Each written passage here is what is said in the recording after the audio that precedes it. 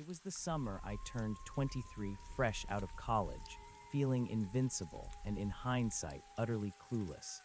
I'd taken a seasonal job out in the Monashi Mountains, working as a caretaker for an old, isolated hunting lodge.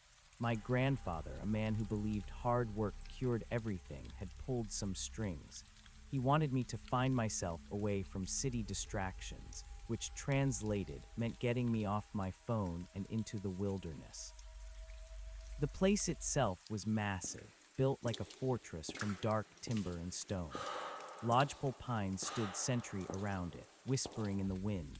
Miles from the nearest paved road, the only way in was a winding gravel track that felt like it disappeared into the earth itself. My nearest neighbors were a family of grizzlies I occasionally saw lumbering in the distance, and the closest town was a 2-hour drive for supplies. Total isolation. Just what Grandpa ordered. My main job was upkeep, clearing fallen branches, chopping firewood, checking the generator, and generally making sure the lodge didn't fall apart before hunting season started in the fall. I was alone most days and the nights were truly deeply quiet. The kind of quiet that lets you hear your own heartbeat, or the distant howl of a coyote, or the unsettling creak of old wood settling in the cold. It was peaceful mostly, but a part of me, the part used to constant city hum, always felt a little too exposed. I was pretty handy, I thought. Grew up around my dad's workshop, learned how to fix a leaky faucet and change oil in a truck. But this was a different league.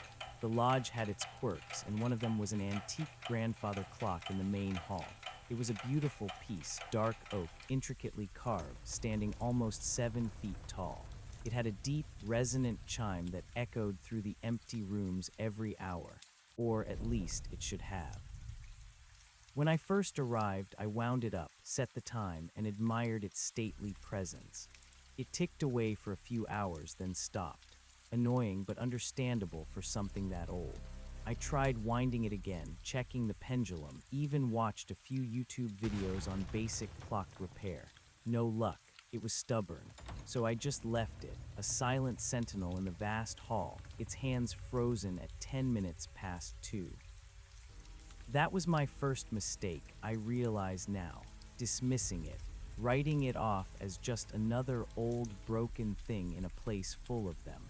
I should have paid more attention, right from the start. A few weeks into my stay, I was out late, chasing a stray deer that had wandered into a fenced-off garden area.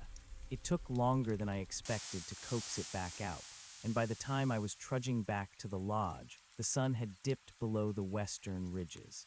The sky was bleeding purple and orange, slowly fading to an inky black. The air grew colder, the scent of pine needles sharp and earthy. I remember the silence pressing in around me, heavier than usual, like a blanket smothering all sound. I pushed open the heavy oak front door, the hinges groaning a mournful welcome.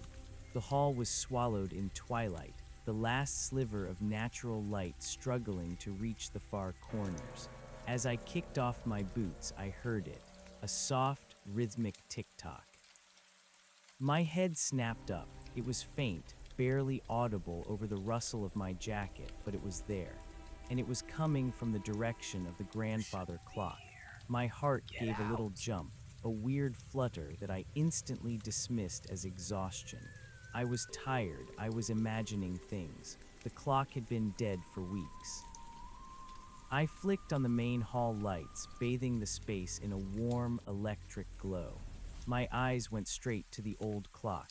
Its polished surface gleamed, and sure enough, the pendulum was swinging, a steady, deliberate motion. Tick-tock, tick-tock. Its hands, no longer frozen, now showed 9:15. I stared at it, a knot tightening in my stomach. I hadn't touched it since the first week. I hadn't wounded it. And yet here it was, perfectly keeping time. A shiver traced its way down my spine, a small, cold prickle of unease that the logical part of my brain immediately tried to swat away. Must be the cold, I mumbled to myself, trying to sound convincing.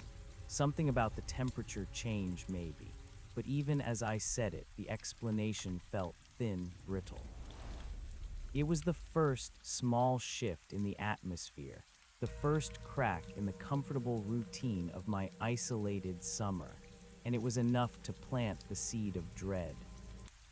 I walked slowly towards the clock, my boots silent on the old Persian rug. The tick-tock grew clearer with each step, a steady, insistent rhythm that felt out of place, like a heart beating in a stone. My hand reached out, hovering over the dark, polished wood. It felt cool, smooth, utterly ordinary. But it wasn't ordinary. It was alive when it should have been dead.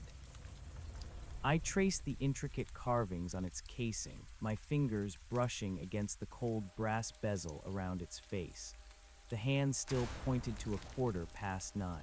I leaned in, listening intently. There was no subtle whirring, no mechanical groan of ancient gears struggling to catch, just that crisp, precise tick-tock. It sounded perfect, like a brand new clock, not a relic that had sat silent for weeks. A tremor went through me. I pulled my hand back as if burned. This wasn't temperature changes.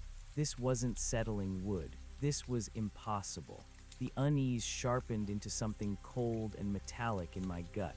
I backed away, my eyes still fixed on its face, half expecting the hands to spin wildly, or for something to crawl out from behind the pendulum. I stood there for a long time, the only sound in the vast hall the relentless beat of the clock and my own shallow breathing.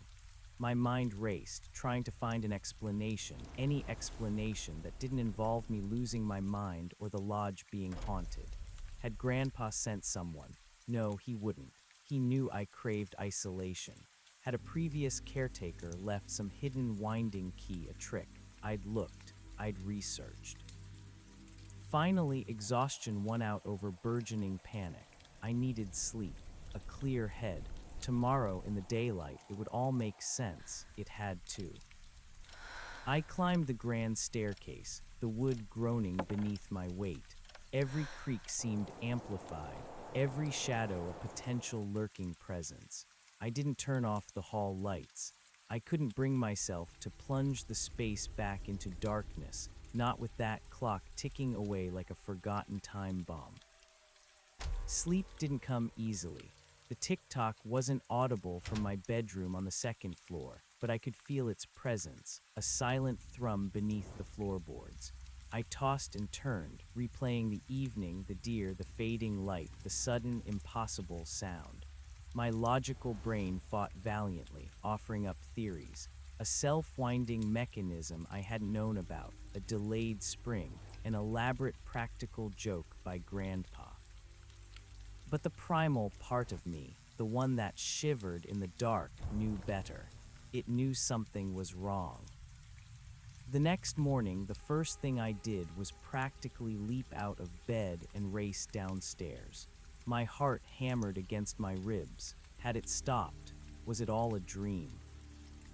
No, the main hall lights were still on, casting a dull glow.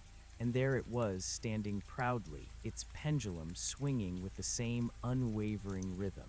Its hands now showed a few minutes past 7. It had kept time all night.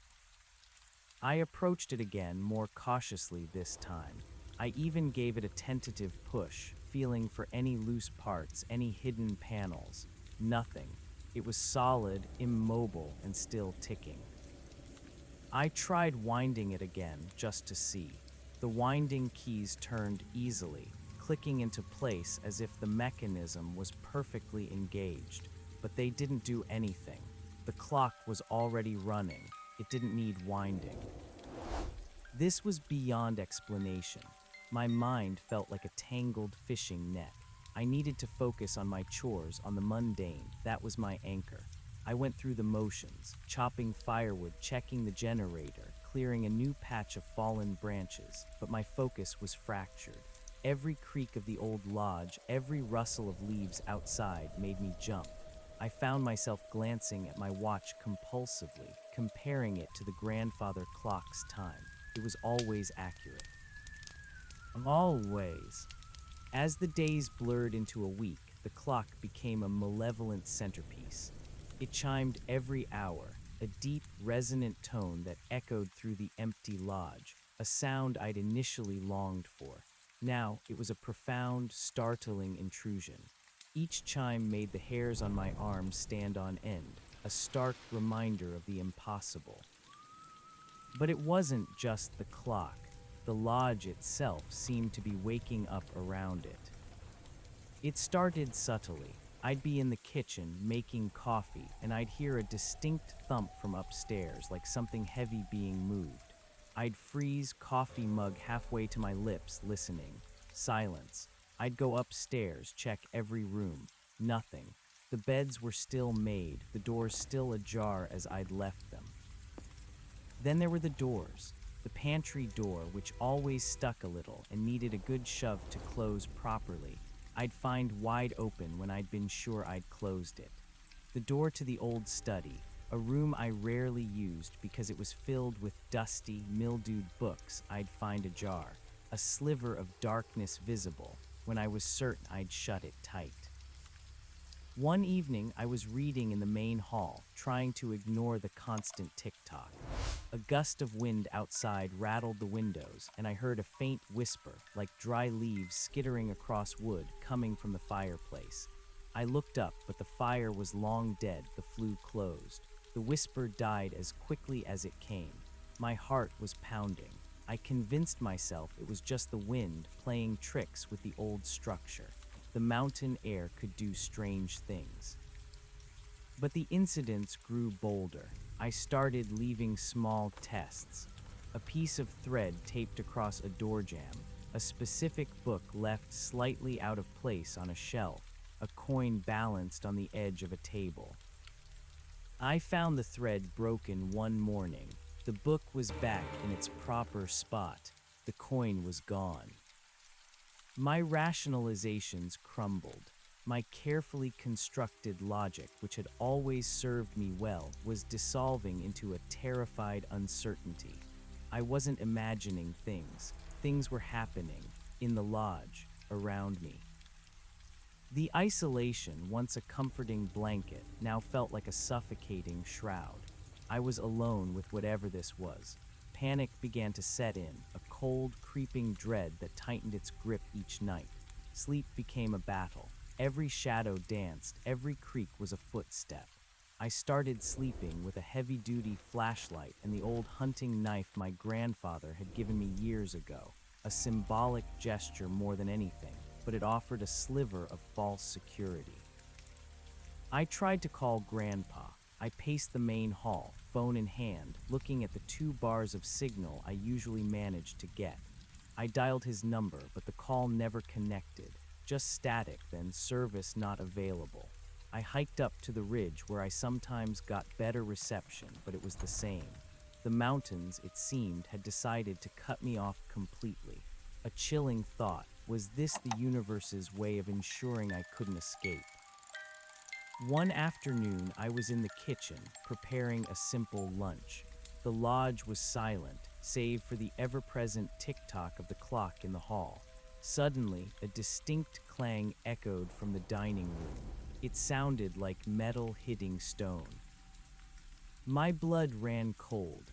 I grabbed the chef's knife from the block, my hand shaking, and crept towards the dining room archway. The room was dark, the heavy curtains drawn.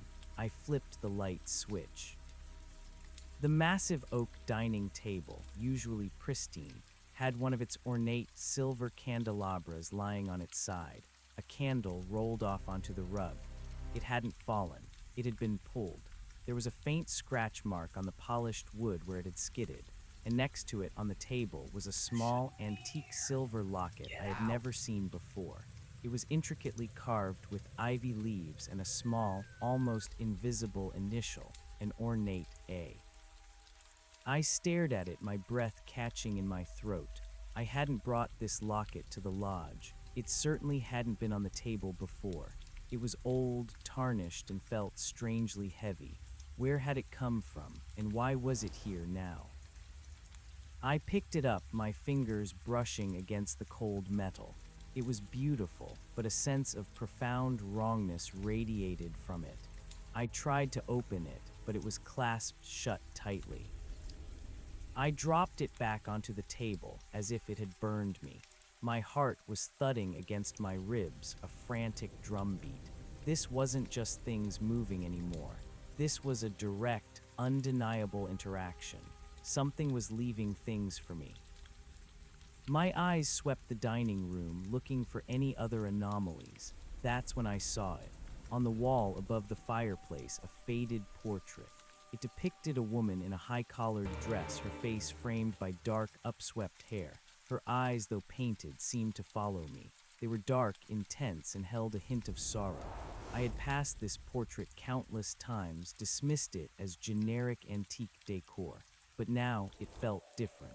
Her gaze felt knowing. I took the locket and the candelabra into the hall, placing them on a small table near the clock. I didn't want them in the dining room anymore. I found myself instinctively drawn back to the clock, as if it were the source, the heartbeat of all these strange events. Its hands now showed 1:15. I started talking to myself, out loud, my voice a thin, reedy sound in the cavernous hall. "What do you want?" I whispered, my gaze fixed on the clock. "What are you trying to tell me?" Of course, the clock offered no reply, only its relentless tick-tock. The next few days were a blur of escalating terror. The lodge became a playground for the unseen. Footsteps would echo from the floor above me when I was downstairs, and from the floor below when I was upstairs. Sometimes I'd hear a distinct, faint giggle, like a child's quickly stifled. The temperature in specific rooms would drop dramatically, a sudden, piercing cold that made my breath visible, even in summer. I started seeing things, too, fleeting glances. A shadow at the edge of my vision, slipping around a corner. A shimmer of movement in the reflection of a window, gone when I turned my head. It was like living in a waking dream, a nightmare slowly unfolding. I was barely sleeping, fueled by strong coffee and raw fear. My eyes had dark circles, my hands trembled, and my once invincible feeling was long gone, replaced by a constant, gnawing anxiety. Grandpa's Find Yourself mission had certainly taken an unexpected turn. I was finding a terrified, paranoid version of myself I didn't recognize. I spent hours poring over old books in the dusty study, searching for any mention of the lodge's history, anything that might explain what was happening. Most of the books were moldering novels or outdated hunting guides, but deep in a hidden compartment behind a loose panel in one of the bookshelves, I found it. A leather-bound journal, its cover worn smooth, its pages brittle and yellowed. It wasn't a logbook or a guest book. It was a diary. The handwriting was faded, elegant, and distinctly feminine. The first entry was dated 1903. My heart hammered. This could be it. This could be the key. I carried it back to the main hall, sitting at the large oak table nearest the fireplace, needing the reassurance of the open space. The grandfather clock watched from its corner, its rhythmic tick-tock a sinister metronome. I opened the journal carefully. The first entries were mundane, descriptions of life in the mountains, the beauty of the seasons, the challenges of building and maintaining such a grand lodge in the wilderness. The writer was a woman named Eleanor. She spoke of her husband, Arthur, the lodge's original owner, a stern but loving man who cherished his hunting expeditions. They had one child, a daughter named Amelia. As I read deeper, the tone began to shift. Eleanor's entries grew more melancholic.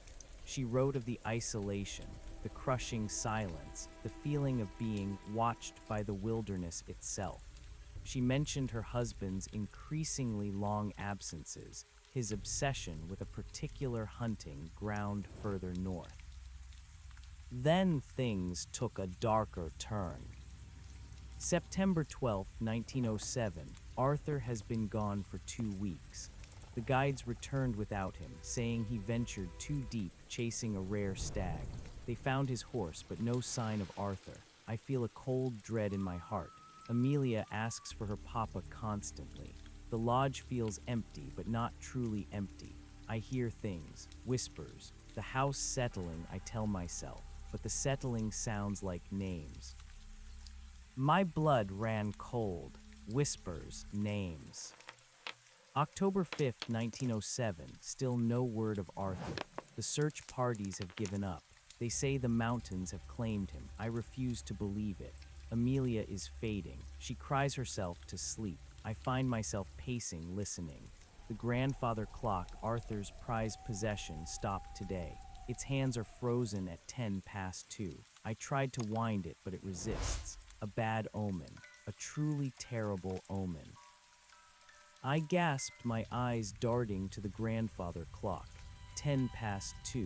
The exact time its hands were frozen when I first arrived. The same time. I continued reading, my hands shaking. November 20th, 1907. Amelia is ill. A fever. The nearest doctor is days away. I feel helpless. The whispers are louder now. I see shadows at the edges of rooms. They feel like Arthur, but not Arthur. A colder presence. I try to hold Amelia close, but even she seems distant, her eyes clouded.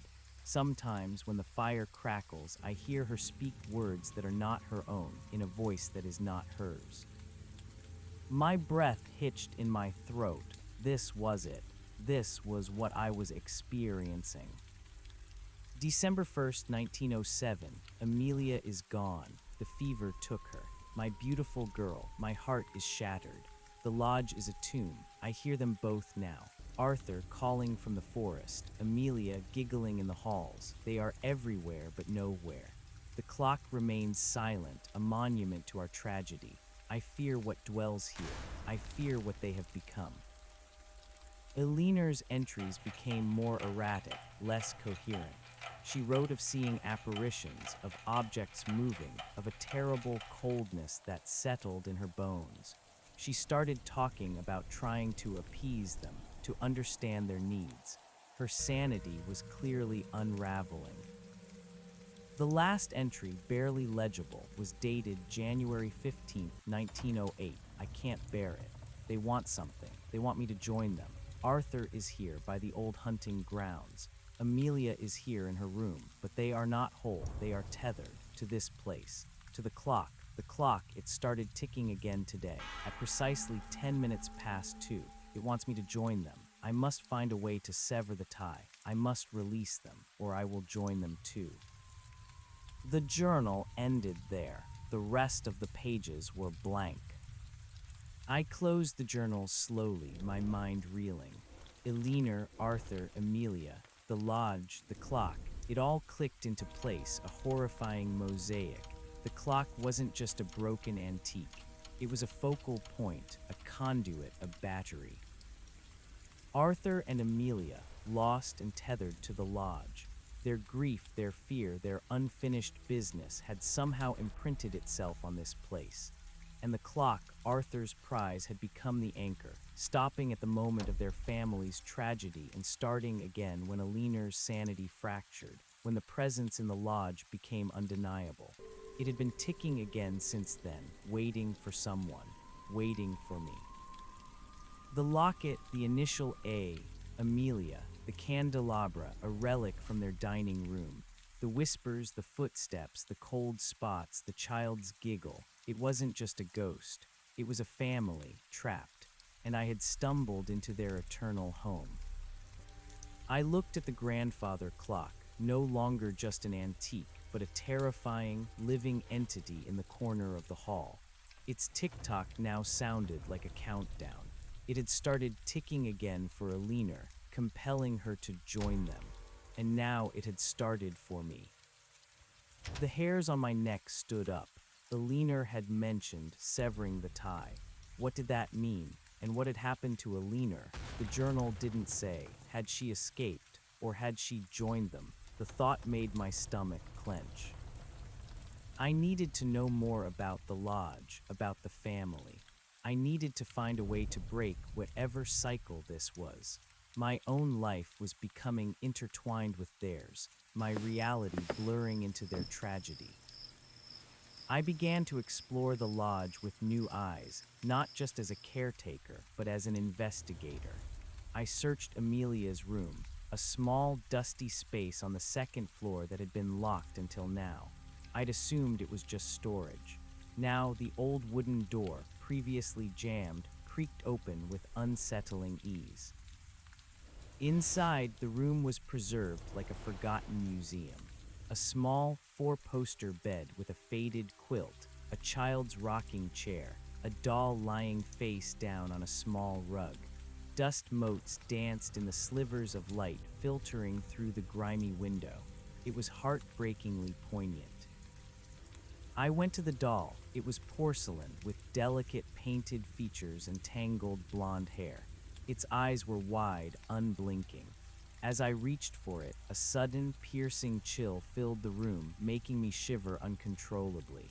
The air grew heavy, thick with sorrow. I felt a pressure, like an invisible hand pushing against my chest. A faint, childish giggle echoed from behind me. I spun around, my heart leaping into my throat. Nothing, just the empty room, the dust, the shadows, but the giggle had been distinct, closer this time. It felt like it was coming from the doll itself. I backed away, my eyes wide. I couldn't stay in there. The presence was too strong, too overwhelming. This was Amelia's room. Her spirit was here.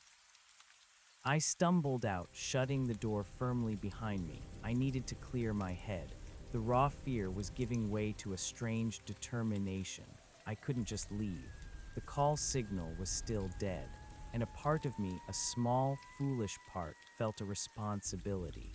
Eleanor hadn't been able to release them. Maybe I could. I spent the next few days in a heightened state of alert. I tried to communicate. Arthur, Amelia, Eleanor. I'd call out into the empty halls, my voice cracking. No direct response, but the events intensified. Small, child-sized footprints would appear in the thin layer of dust on the wooden floors, leading nowhere. In the kitchen, I'd find Amelia's locket on the counter, next to a single, faded wildflower, something I'd seen growing by the lodge's entrance. Had she picked it, or had it been left for me? The cold spots became more frequent, always accompanied by a profound sense of sadness. Sometimes I would catch the faint scent of old pipe tobacco, a smell Eleanor mentioned her husband favored, or the sweet, cloying aroma of lilies, flowers Amelia might have loved. I realized they weren't trying to scare me away, not entirely. They were trying to interact. They were leaving clues, showing me their presence, their past. They wanted something, but what? Eleanor's final entry haunted me. They want me to join them. I must find a way to sever the tie. I must release them. Release them from what? From the lodge, from the clock. I started focusing on the clock again. It was the constant, the pivot point. Eleanor had said it started ticking again when she began to unravel, when they became more powerful, and it had started for me too. I examined the clock more thoroughly than ever before. I ran my hands over every inch of its dark oak casing, searching for anything unusual. I looked inside the mechanism, a complex array of brass gears and springs, but it all seemed perfectly normal, if incredibly old. There was no secret switch, no hidden compartment I could find.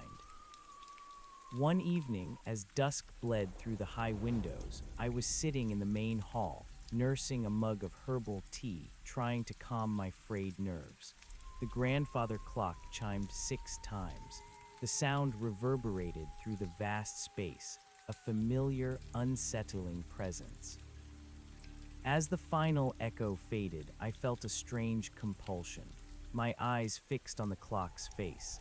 The hands were moving, not just ticking, but actually shifting. The minute hand jumped forward, then back, then forward again, ever so slightly, out of sync with its normal movement.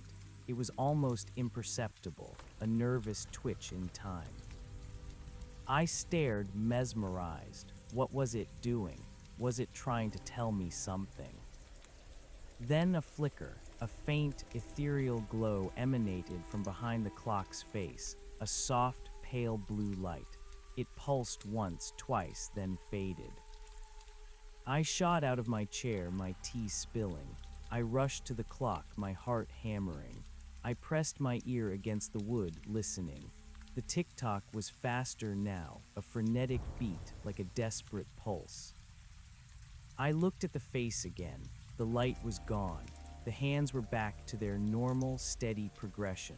But something had changed. The glass cover over the face felt warmer to the touch, and faintly, very faintly, I could smell something else now. Not tobacco, not lilies, something metallic, like old blood. A new wave of terror washed over me, stronger than before. This wasn't just a conduit. This clock was alive, and whatever was trapped inside it or tied to it was growing stronger. I realized I couldn't just investigate anymore. I had to act. But what action could I take against something I couldn't see, something that existed outside the realm of natural law? Elinor had tried to sever the tie. How? What tie? And if I failed, would I join Arthur and Amelia and Elinor, eternally tethered to the Monashi Lodge, waiting for the next clueless caretaker? The thought was paralyzing. I stumbled back from the clock, my mind racing through all the horror stories I'd ever heard, all the folklore of trapped spirits. What did they want? What kept them here? I needed to get out of the lodge, even if just for a short while, to breathe fresh air, to feel solid earth beneath my feet without the oppressive weight of the unseen. I grabbed my jacket and boots, needing a moment of sanity, a break from the relentless pressure. I had to think. As I opened the heavy front door, the hinges groaned a familiar, mournful sound. The air outside was cool and crisp, a welcome relief. The sun had set, and the first stars were pricking through the deepening blue. I stepped onto the porch, taking a deep, shuddering breath. My gaze drifted up to the roofline, tracing the silhouette of the lodge against the twilight sky, and that's when I saw it. On the highest peak of the roof, standing perfectly still, was a figure. It was tall, gaunt, and impossibly thin, silhouetted against the fading light. It looked like a man, dressed in old, tattered hunting clothes, a wide-brimmed hat obscuring its face. It was looking directly at me. My blood ran cold. This wasn't a shadow. This wasn't a trick of the light. This was a form, distinct and undeniable. I froze, unable to move, unable to scream. My mind screamed Arthur. Arthur, calling from the forest. But this wasn't the forest. This was the lodge, his lodge. The figure didn't move, didn't make a sound. It just stood there, watching me. Its presence felt like a physical weight, pressing down on me, stealing the air from my lungs. Then slowly, deliberately, it raised an arm. A long, skeletal finger emerged from its sleeve, pointing, not at me, but at the grandfather clock, visible through the large main hall window behind me. And then, as if it were nothing but mist, the figure dissipated, fading into the deepening twilight, leaving only the vast, silent mountains and the shuddering echo of my terror. I scrambled back inside, slamming the heavy oak door shut, the sound echoing through the hall. My back pressed against the door, my chest heaving. I squeezed my eyes shut, trying to convince myself it hadn't been real, but I knew it had. I opened my eyes and looked at the clock.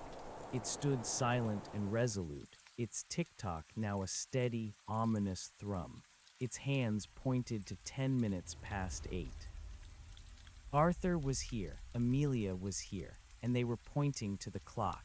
Whatever the tie was, it was firmly rooted in that old, dark oak sentinel. I was no longer just a caretaker.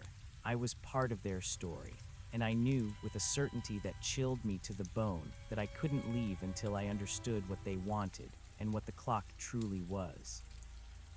The image of Arthur, stark against the bruised twilight sky, his skeletal finger pointing, was burned into my retinas.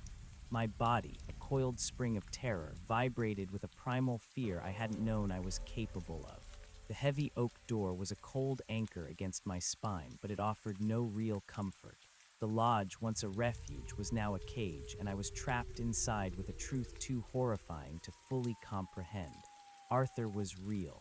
Amelia was real. Eleanor's story was real. I peeled myself from the door, my legs rubbery, and stumbled backward, keeping my eyes on the grandfather clock.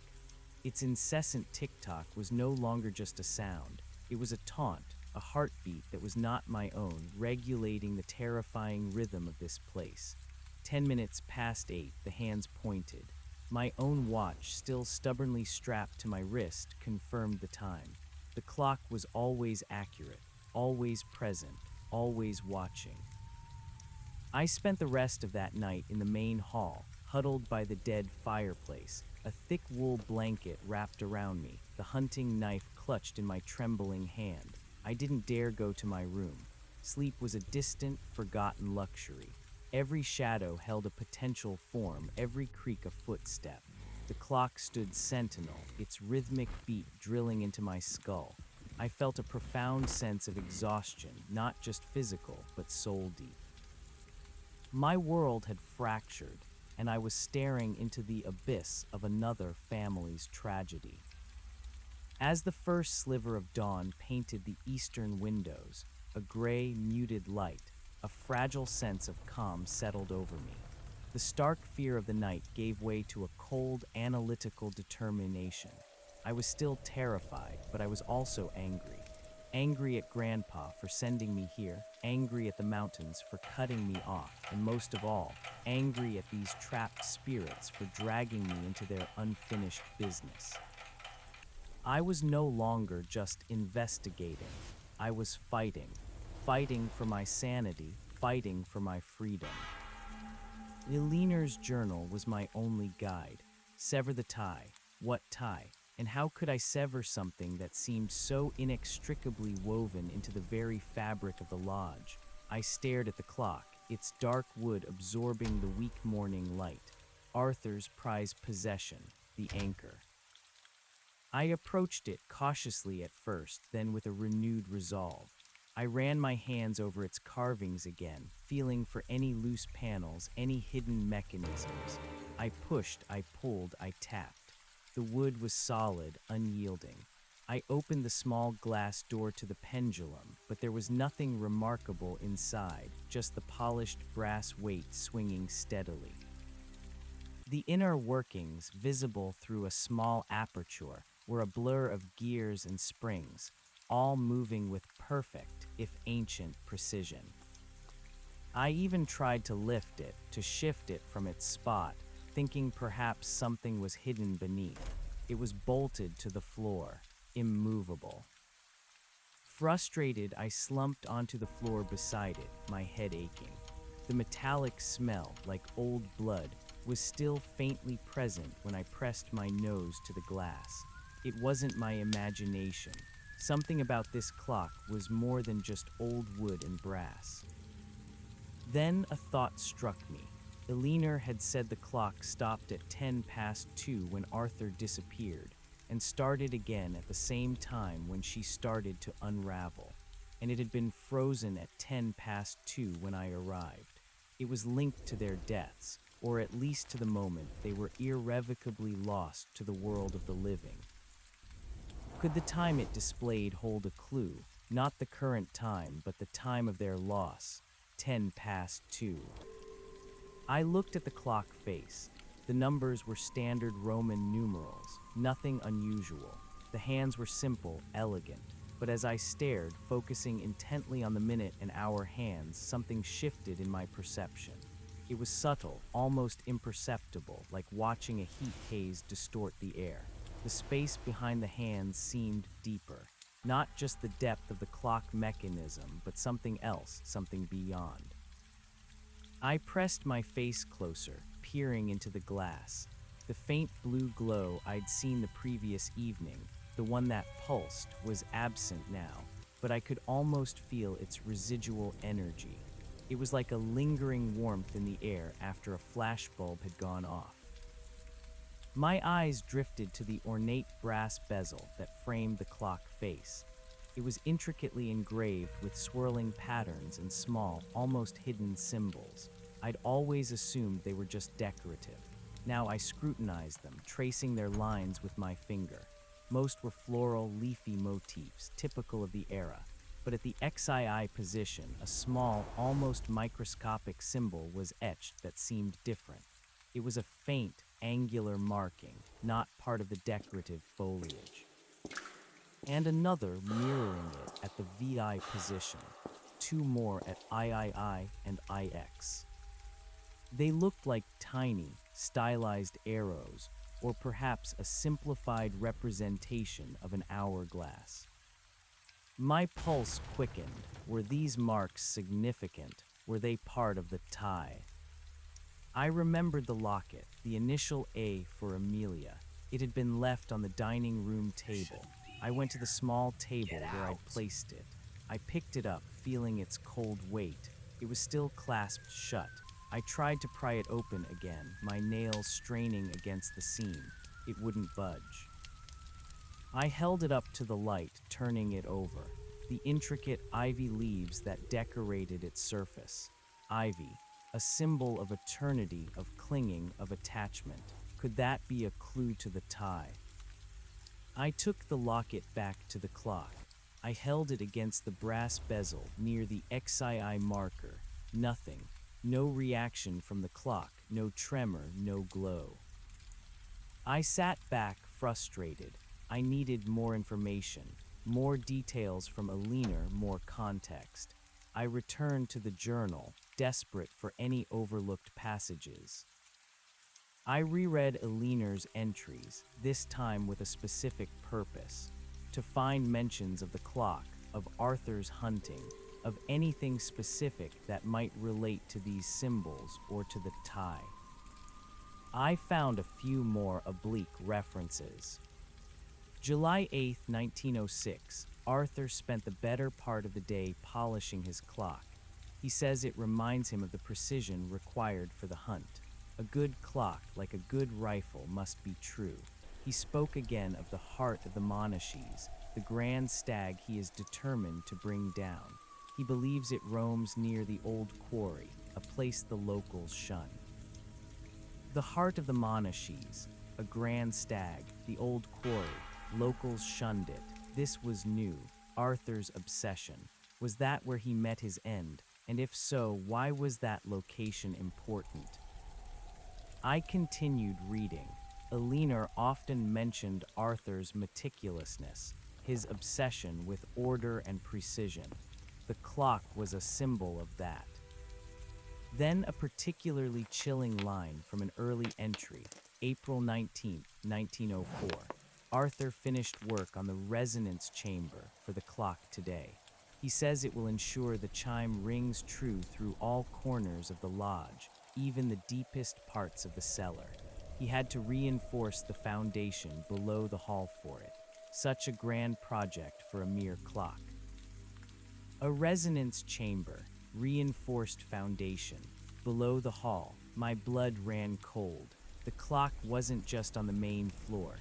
It extended downwards, into the very earth upon which the lodge was built. This wasn't just a clock, it was an integral part of the structure, a rooted conduit. I had to get into the cellar. I hadn't been down there yet. My caretaker duties had mostly been above ground. The cellar door was in the back of the kitchen, a heavy, unmarked wooden door that I'd always assumed led to simple storage or wine racks. Now, it felt like a gateway. Before going to the cellar, I decided to take another look at Amelia's room, the doll, the chill, the giggle. There was a connection there too. I pushed open the door, my heart thumping. The air was still cold, though not as piercing as before. The sorrowful presence was still there, but it felt less aggressive, more like a mournful echo. The doll lay on the rug, exactly as I'd left it. I knelt, pushing aside the fear, and picked it up. Its porcelain face was delicately painted, its blonde hair tangled. It felt unnervingly cold in my hands. As I held it, I felt a faint vibration, a hum deep within its fragile body, and then a tiny, barely audible whisper, like the rustle of dry leaves, seemed to emanate from its painted lips. It wasn't words, just a breathy sound, like a sigh. I shivered but didn't drop it this time. I looked closer at the doll's dress, a faded, once white lace affair. It was old, clearly handmade, and sewn into the hem with tiny, almost invisible stitches was a small, delicate silver key. It was so small, I almost missed it. My breath caught. A key for what? I carefully extracted it, my fingers clumsy with anticipation. It was exquisitely detailed, ornate, but no bigger than my thumbnail. I knew, with a sudden surge of certainty, that this key was important. Amelia had given me a clue. I looked around Amelia's room. What would such a small key unlock? A jewelry box, a small diary. There was a small, antique wooden chest on her dresser, lacquered and carved. I tried the key. It slid into the tiny keyhole, clicked and turned. The lid of the chest sprang open. Inside, nestled on a bed of faded velvet, was a single item. A small, exquisitely crafted music box, made of dark, polished wood, inlaid with mother-of-pearl. On its lid, intricately carved, was an image of a stag, majestic and regal, with an enormous rack of antlers, the heart of the Monashees. My eyes widened. This was Arthur's obsession, carved onto Amelia's music box, another piece of the puzzle. I picked up the music box. It was surprisingly heavy. I tried to open it, but there was no obvious catch. I noticed a tiny, almost invisible seam along its side. I ran my finger along it and felt a slight pressure. I pushed. The side of the music box slid open, revealing a miniature winding mechanism and a tiny, almost transparent cylinder. There was a small, ornate lever. I pushed it. A delicate, melancholic melody, tinkling and sweet, filled the air. It was a lullaby, the kind a mother might sing to a child. And as the music played, the sorrowful presence in the room deepened, becoming almost unbearable. I felt tears welling in my eyes, an empathy so profound it was physical. This was Amelia's grief, Eleanor's sorrow, distilled into sound. Then, as the music played, I noticed something else. The lid of the music box, the part with the carved stag, seemed to shimmer, and etched onto the stag's chest, so faint it was nearly invisible, was the same angular symbol I'd seen on the grandfather clock's bezel, the one like a stylized hourglass or arrow. I stopped the music. The shimmer faded. The symbol was still there, a tiny, potent detail. This was more than just a music box. It was a lock, a container, another link, and it was connected to the clock and to Arthur's hunt. I carried Amelia's music box back to the main hall, placing it carefully on the small table next to the locket. My head was buzzing with new connections, new theories.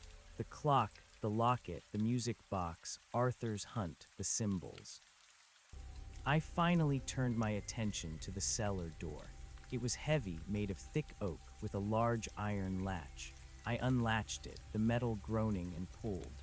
The door opened with a slow, deliberate creak, revealing a gaping blackness beyond. A wave of cold, earthy air wafted out, carrying the scent of damp stone and something else, something vaguely metallic and stale.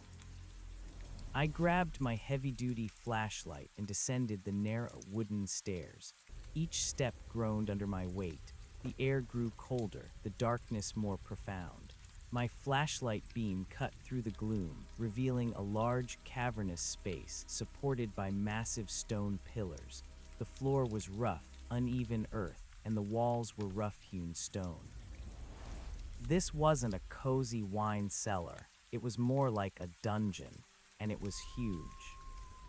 My beam swept across shelves lined with dusty, cobweb-covered jars and barrels.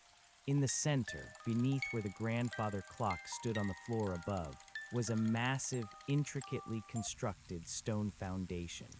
It was like a well built upwards from the earth, tapering slightly towards the ceiling. This was the resonance chamber Eleanor had mentioned. I approached it, my boots crunching on the loose earth. The structure was clearly ancient, but built with incredible precision. There were faint etchings on some of the stones, symbols and designs that looked vaguely mystical. Some of them resembled the hourglass-like symbol from the clock and the music box. As I got closer, I could hear it, a faint, low hum vibrating from within the stone itself. It wasn't mechanical, it felt organic, like a deep, resonant tone, barely audible, that resonated in my bones. It felt like the clock's heart buried beneath the earth. I ran my hands over the cold stone, feeling for any seams, any hidden openings. Nothing. It was a solid, impenetrable mass.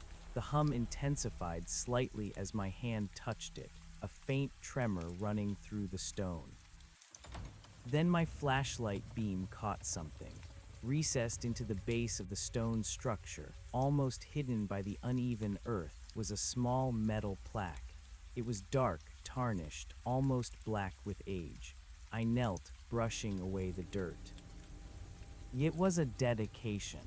Etched into the metal in elegant script were the words, "Dedicated to the eternal hunt, may Arthur's spirit forever guide the way."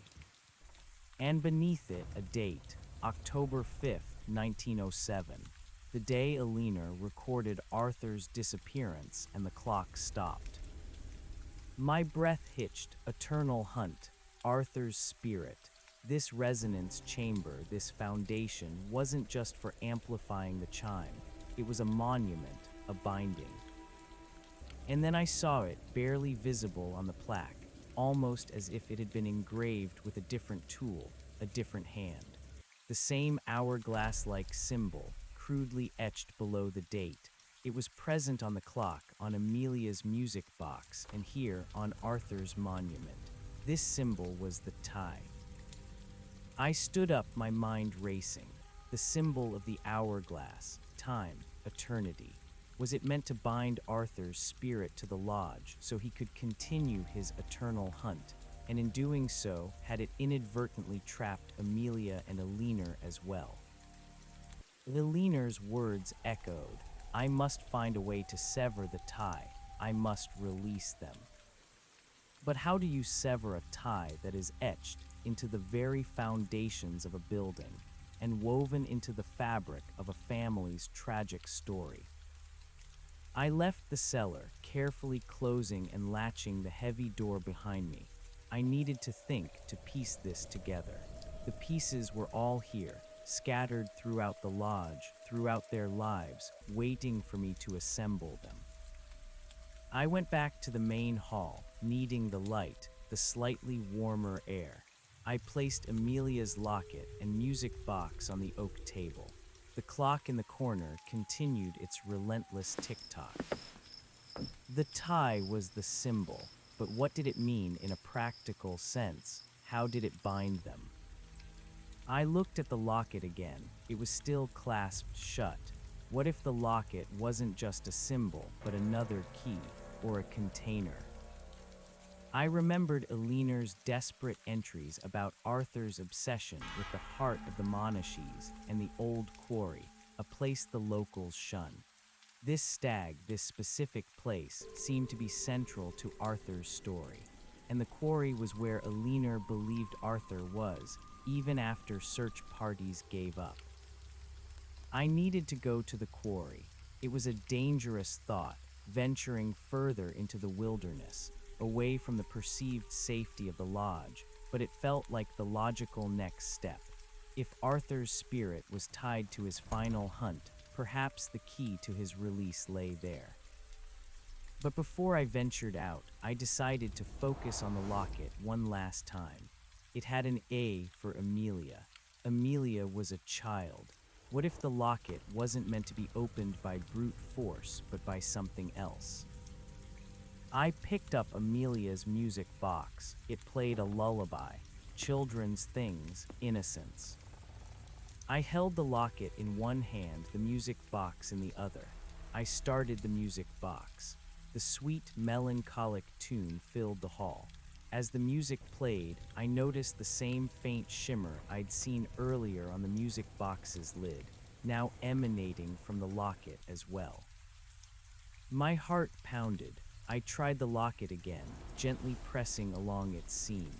This time, as the lullaby played, it sprang open with a soft, almost inaudible click. Inside, nestled within the tarnished silver, were two tiny, intricately folded pieces of parchment. They looked like miniature letters. My hands trembled as I carefully extracted them. They were so fragile, I feared they would crumble in my fingers.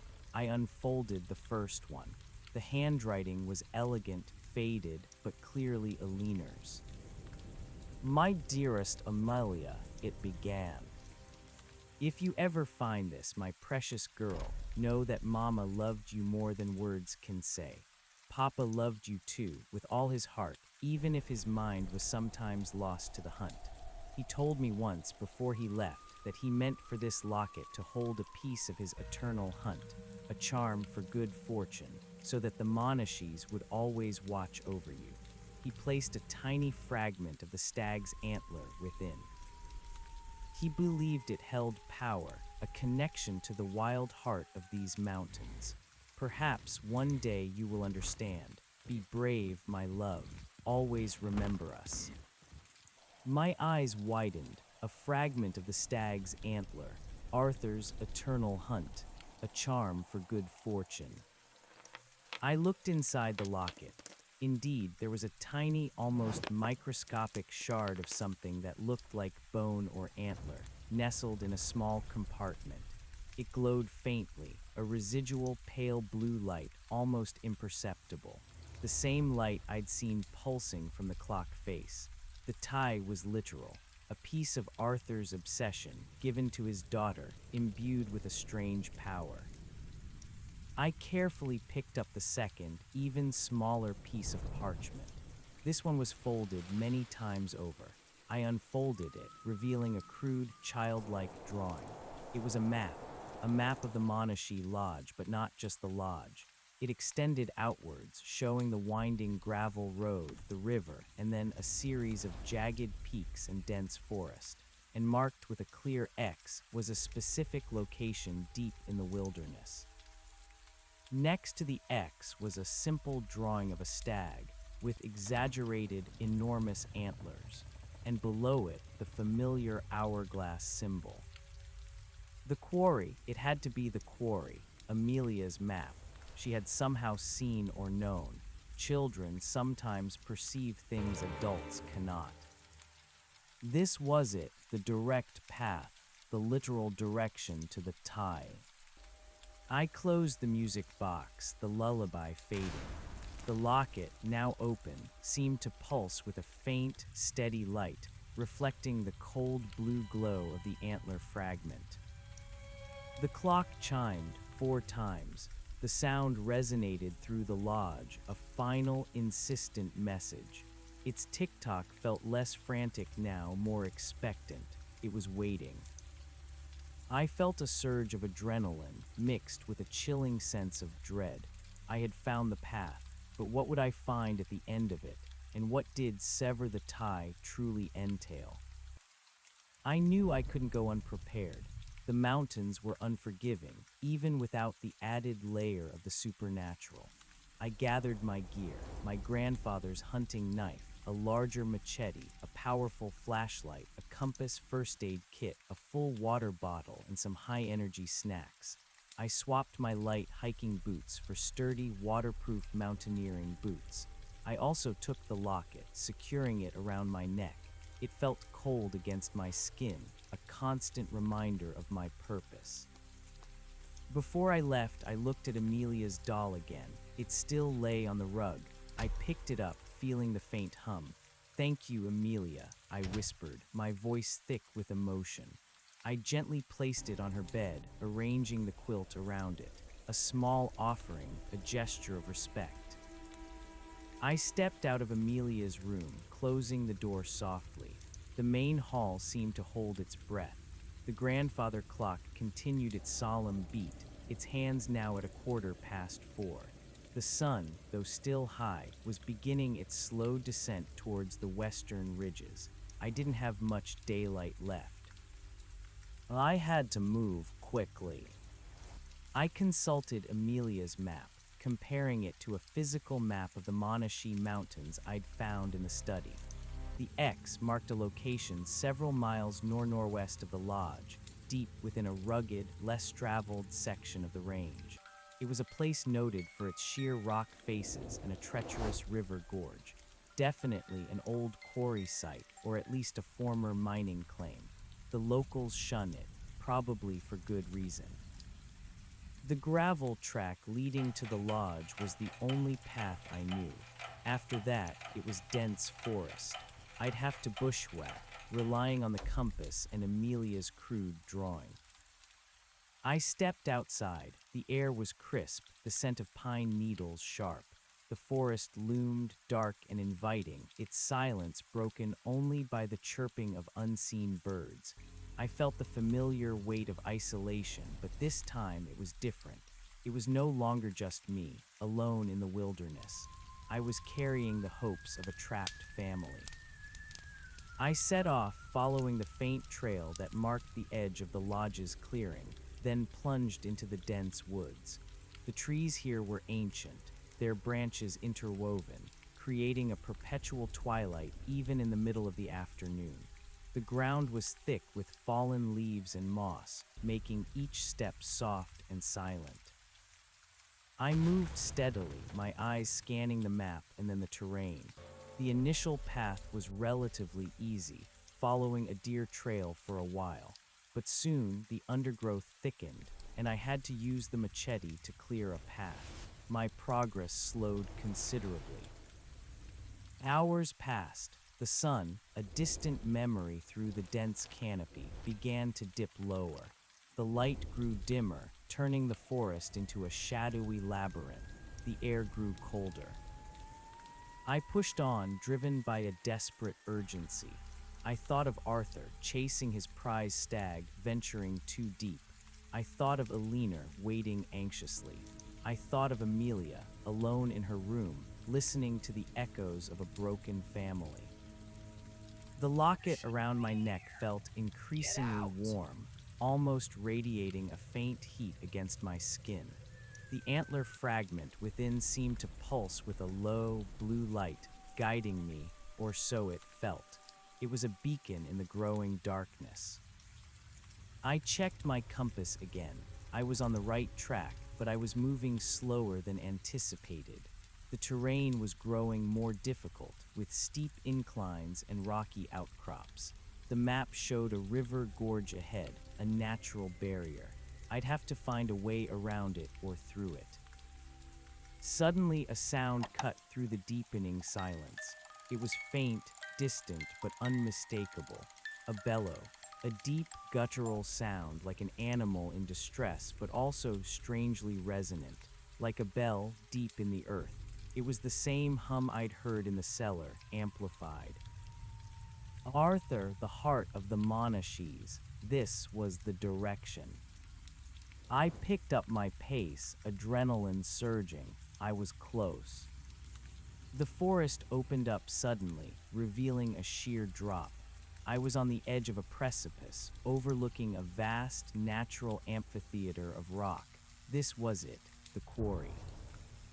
It was a desolate, awe-inspiring place. Massive granite walls rose dramatically on three sides, scarred with ancient cracks and fissures. In the center, the ground was uneven, strewn with loose rocks and the skeletons of long-dead trees. A narrow, dark river snaked through the bottom of the gorge, its waters turbulent and black. The air here was still heavy and permeated with a profound coldness, even colder than the cellar. It felt like a wound in the earth, a place where life had been stripped away. And there, in the very center of the quarry, standing sentinel on a raised mound of broken rock, was a solitary, ancient oak tree. Its branches, gnarled and twisted, were devoid of leaves, stark against the darkening sky. It looked like a monument, a marker. My flashlight beam, now essential, cut through the gloom. It illuminated the base of the tree, and there, carved directly into its trunk, was the hourglass symbol, larger and more elaborate than any I had seen before. It was almost glowing with a faint, internal light, the same pale blue as the antler fragment in my locket. My heart hammered against my ribs. This was the tie, this tree, this symbol. As I approached the tree, picking my way carefully down the treacherous slope, the cold intensified. My breath plumed visibly in front of me. The air was heavy with unspoken sorrow, with a palpable sense of loss. And then I saw it. Beneath the gnarled roots of the oak tree, half buried in the earth, was a small, crudely built cairn of stones. It looked like a makeshift grave. I knelt, my hands shaking. I felt a compelling need to uncover whatever was beneath. I began to carefully move the stones, my fingers numb with cold and apprehension. Beneath the cairn, the earth was disturbed, and within the freshly dug soil, I found it. It wasn't a body, it was a hunting rifle. Old, rusted, and clearly broken, its stock shattered, its barrel bent. It was Arthur's rifle, the one he had carried on his final hunt. And next to it, carefully preserved despite the elements, was a single, enormous antler. It was magnificent, truly grand, with more points than I could count. The heart of the Monashees. Get out! But what struck me most was the skull fragment still attached to the base of the antler. It was deeply scarred, a massive, jagged wound. It wasn't from an animal, it was from a powerful impact. My mind reeled. Arthur hadn't simply ventured too deep. He hadn't been lost. He had died here at this spot. He had finally brought down the stag, but in doing so, he must have suffered a fatal injury, perhaps from a fall or a desperate struggle. His body lost to the turbulent river, but his rifle and his prize remaining here at the site of his eternal hunt. This was the source of the tie, his spirit bound to his greatest obsession, to the moment of his triumph and his demise. The broken rifle, the prized antler, the symbol on the tree, they were all anchors. As I realized this, a change came over the quarry. The air around the tree began to shimmer, the pale blue light from the symbol intensifying, pulsing with a deep, slow rhythm like a failing heart. The cold deepened, becoming almost unbearable. Then from the depths of the gorge, a low growl echoed. It wasn't an animal. It was a sound of profound anguish, of eternal frustration. It was Arthur. His presence was overwhelming, raw and powerful. I felt a pressure building in my chest, a desperate need to flee. But I couldn't. I was here. I had found the tie. I remembered Elinar's words. They want me to join them. I must find a way to sever the tie. I must release them. And Arthur's apparition on the roof, pointing to the clock ticking away, a countdown. The clock, the rifle, the antler, the symbol. I looked at the locket, still warm against my skin, the antler fragment within it now glowing more brightly. This fragment, from the very stag Arthur had died for, was what he had given to Amelia, a piece of his eternal hunt, a part of the tie. I looked back at the large hourglass symbol carved into the tree, and I looked at Arthur's broken rifle, his last act, his final connection to the living world. A thought terrifying and audacious sparked in my mind. What if severing the tie wasn't about destroying anything, but about completing a cycle, about giving back what was taken, or perhaps acknowledging the truth of what had happened? Arthur's rifle, his last physical connection, it was broken. Perhaps it needed to be made whole again in some symbolic way. I took the small antler fragment from my locket, its blue glow casting an eerie light on my fingers. I held it up to the larger antler, still attached to the skull fragment. It was a perfect miniature replica of one of the many points on the magnificent rack. I looked at the broken rifle, its wooden stock splintered. A piece was clearly missing. I took a deep breath, fighting the rising panic. This felt like a sacred act, a dangerous ritual. I broke off a small piece of the antler fragment from my locket, using the hunting knife. The blue light intensified dramatically, making the fragment almost too bright to look at. Then, with extreme care, I tried to fit it into the splintered stock of the rifle. It was a crude fit, but as I pushed the antler fragment into the broken wood, the rifle began to glow. A deep, resonant hum vibrated through the ground, shaking the very rocks around me. The hourglass symbol on the tree pulsed with blinding blue light. The air thrummed with energy, and the temperature dropped to an icy extreme. I could hear sounds now, not just Arthur's anguish, but faint whispers like dry leaves skittering, Amelia's giggle, mournful and fleeting, and Aliner's voice, a soft, heartbroken sigh. They were all here, their spirits, drawn by the completion of this bizarre ritual. The rifle glowed, slowly healing itself. The cracks in the wood seemed to knit together, the bent barrel slowly straightened. It wasn't physical repair, but something ethereal, a spiritual restoration. The hourglass symbol on the tree trunk solidified, becoming almost physical, a swirling vortex of blue light.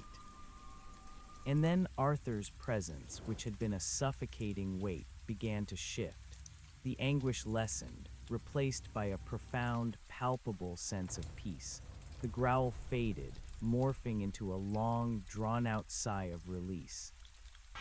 A tall, gaunt figure, transparent and shimmering, solidified for a moment before the glowing tree. It was Arthur, dressed in his hunting clothes, his wide-brimmed hat obscuring his face. He looked at the rifle, now whole and gleaming with an inner light, then at the magnificent antler. He reached out a ghostly hand, touching the rifle, and a smile, faint and peaceful, ghosted across his lips. He looked at me, a silent nod, a gesture of profound gratitude. Then he turned and walked directly into the glowing hourglass symbol on the tree. The light flared, consuming him, and then slowly began to recede. As Arthur's spirit dissolved into the symbol, the coldness in the quarry began to lift. The oppressive silence eased, the whispers faded. I felt a profound sense of exhaustion, but also a strange elation. I had done it. I had released Arthur. But the symbol on the tree, though dimmer, still pulsed, and I could still feel faint echoes of Amelia and Aliner. Arthur was released, but they were still here, still tied. The small antler fragment I had used to mend the rifle had now fully bonded with the wood, becoming one with it. But a tiny sliver of it remained in my locket. The blue light within the locket was still there, albeit much fainter. It was still a connection. I realized then that the tie wasn't just Arthur's hunt. It was the entire family. Arthur's death had started it, but Aliner and Amelia were bound by their grief, by their unfulfilled need for him. I looked at the small music box still in my bag. And the doll, Amelia's things. What about Eleanor? Her journal had ended abruptly. Had she found a way to sever the tie for herself, or had she joined them? My focus returned to the glowing hourglass symbol on the tree. It was still open, a portal waiting. I had released Arthur. Now I had to release Amelia and Eleanor. I knew what I had to do. I had to bring Amelia's personal belongings, the items she cherished, to this spot. Her music box, perhaps the doll, something to draw her spirit here, to this place of release. And for Eleanor, I needed to find a similar anchor for her, something that represented her connection, her grief, or her final moments. I carefully covered the rifle and the antler with the stones again, a silent promise to Arthur that his resting place would be undisturbed. The darkness was now absolute. The moon, a thin sliver, offered little light. I knew I couldn't navigate the treacherous terrain back to the lodge in this complete blackness. I had to wait for dawn. I found a relatively sheltered spot beneath an overhang of rock, wrapped myself in my blanket, and sat, exhausted but resolute. The locket around my neck, though still faintly warm, felt different now.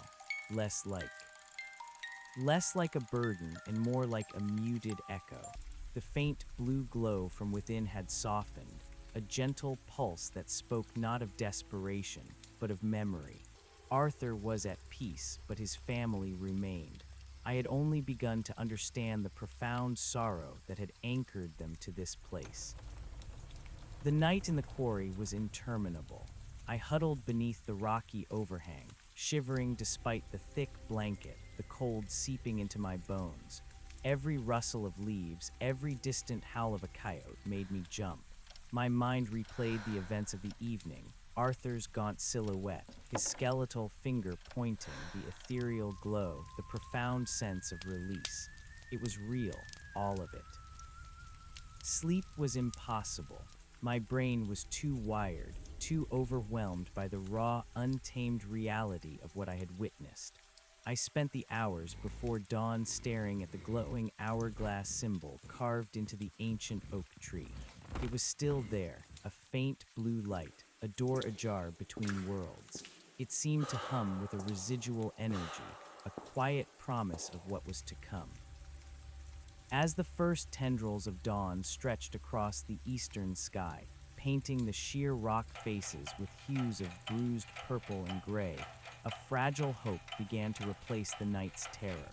The air, though still frigid, felt lighter. The oppressive weight of Arthur's anguish had truly lifted.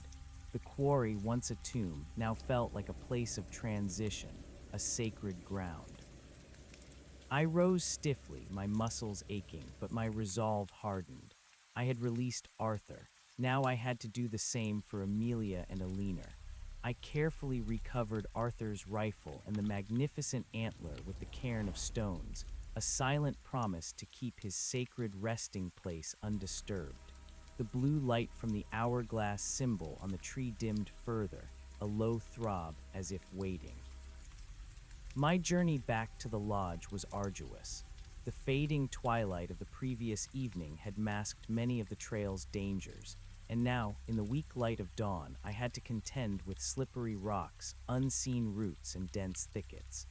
Amelia's map, though crude, proved invaluable, guiding me through the most navigable paths. The locket around my neck, still faintly warm, seemed to guide me, its quiet pulse a rhythmic comfort in the silent wilderness.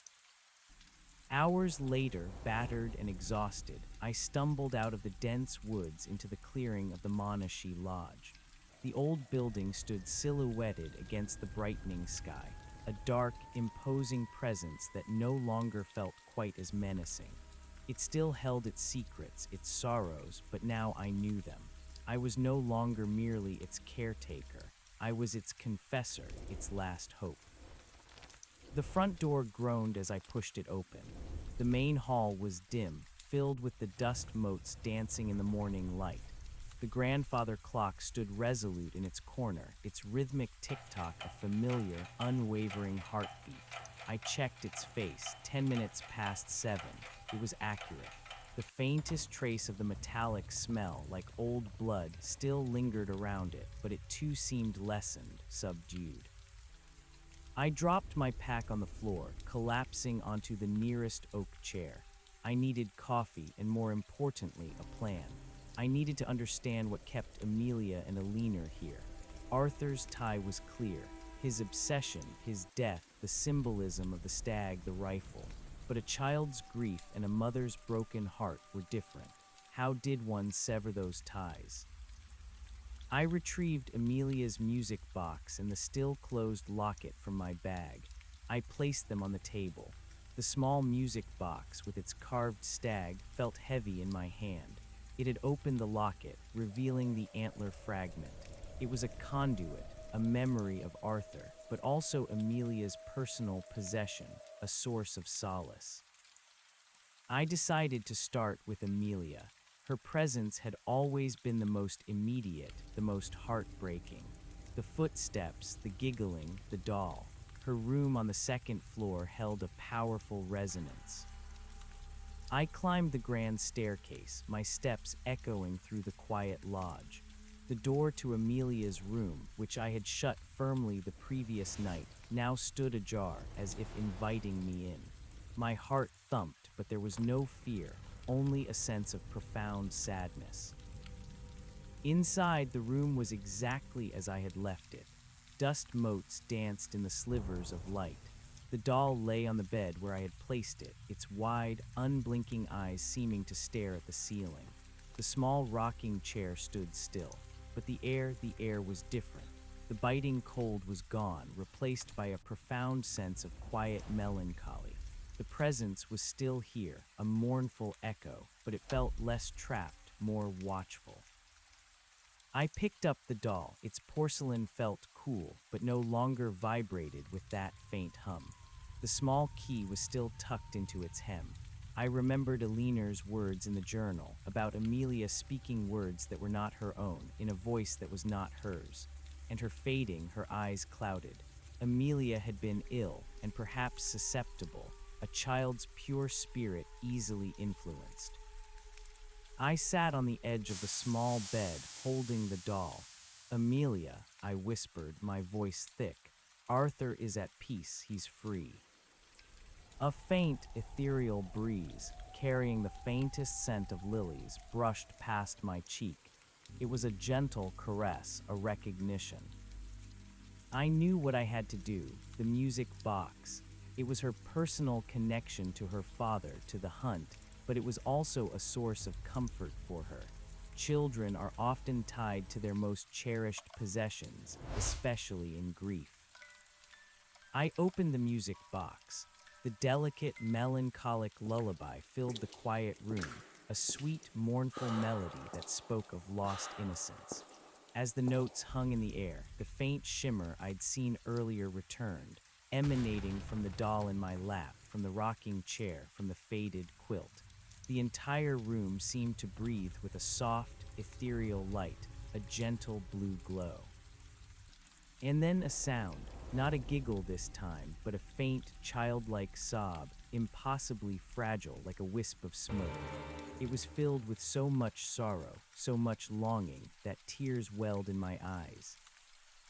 "Zamalia," I whispered, "it's time to go with your papa. He's waiting for you." I continued to play the music box, the lullaby weaving its magical spell. The blue light intensified, pulsing gently.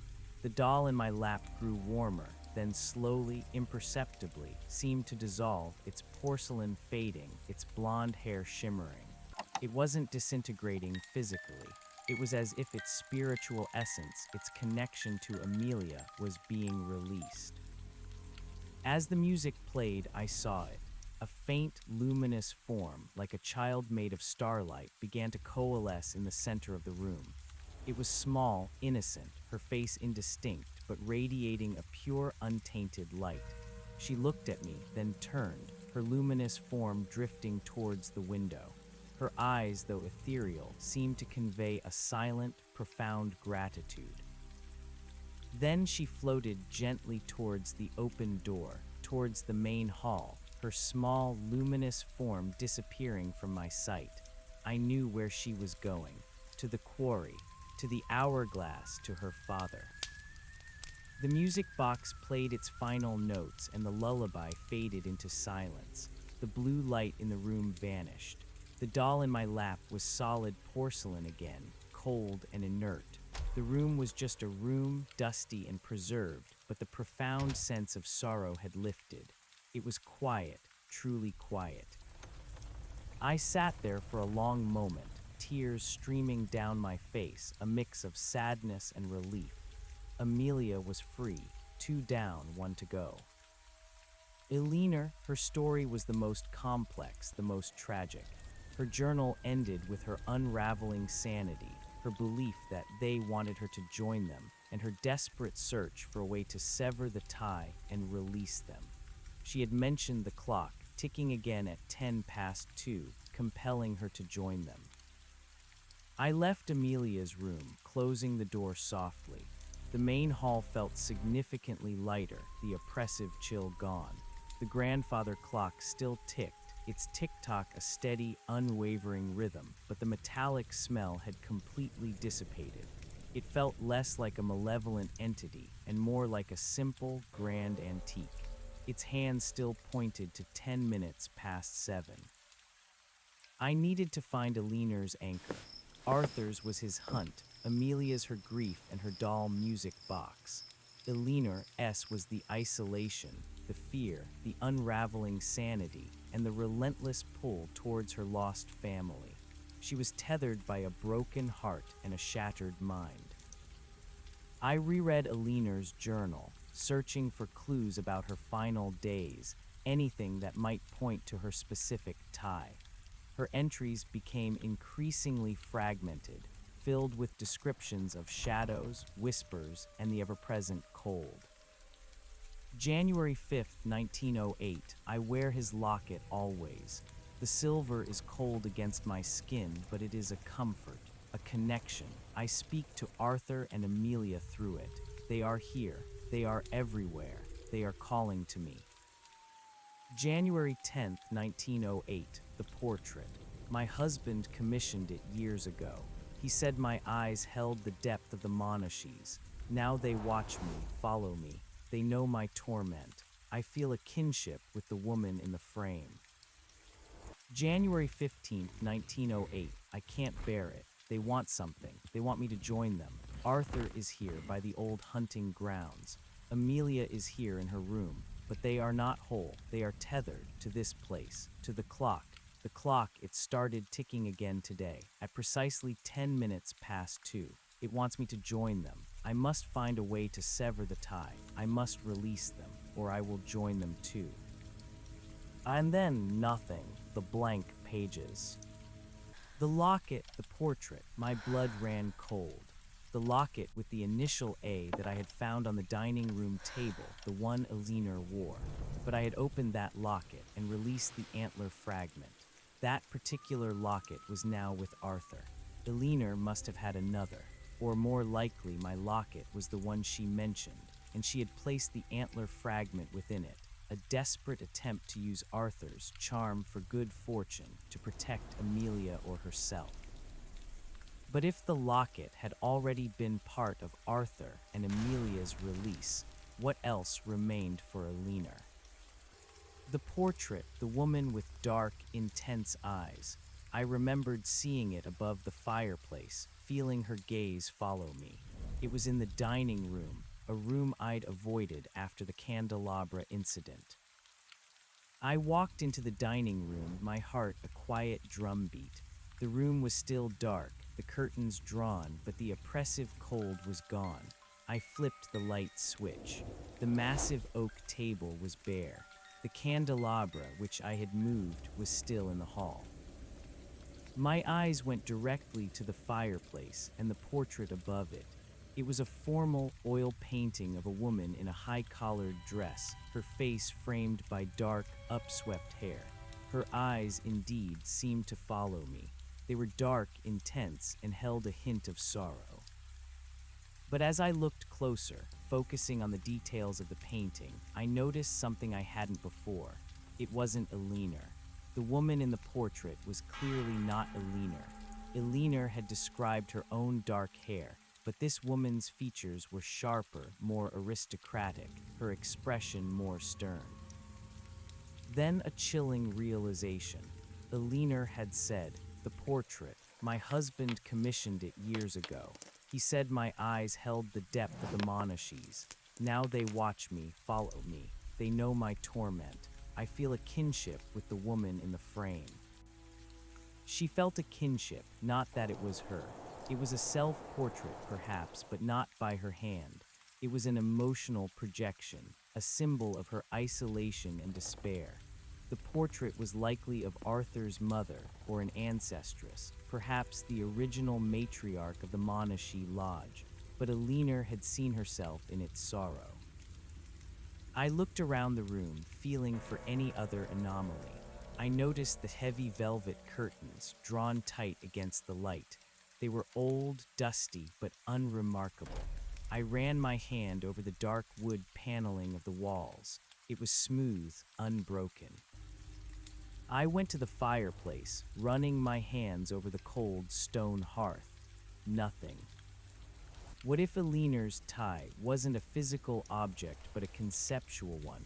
Her sanity unraveled because of the isolation, the grief, the constant haunting. She believed the clock was calling her to join them. What if her final act, her attempt to sever the tie, was focused on breaking her own connection, her own torment? I remembered her last entry. I must find a way to sever the tie. I must release them, or I will join them too. This implied she hadn't joined them willingly at that point. I looked at the portrait again. As I stared, focusing, the eyes seemed to grow brighter, the sorrow more pronounced. It was a potent symbol of grief and watchfulness. But it wasn't a binding object in the same way Arthur's rifle or Amelia's music box were. I walked back into the hall, my mind racing. The clock, it was always the clock, to this place, to the clock. Elinor believed the clock was calling her. The clock had started ticking again for her at 2:10, the exact time of Arthur's disappearance. It had been frozen at that time when I arrived. I looked at the clock face. The hands were still pointing to 10 minutes past 7, but the numbers, the Roman numerals, something about them.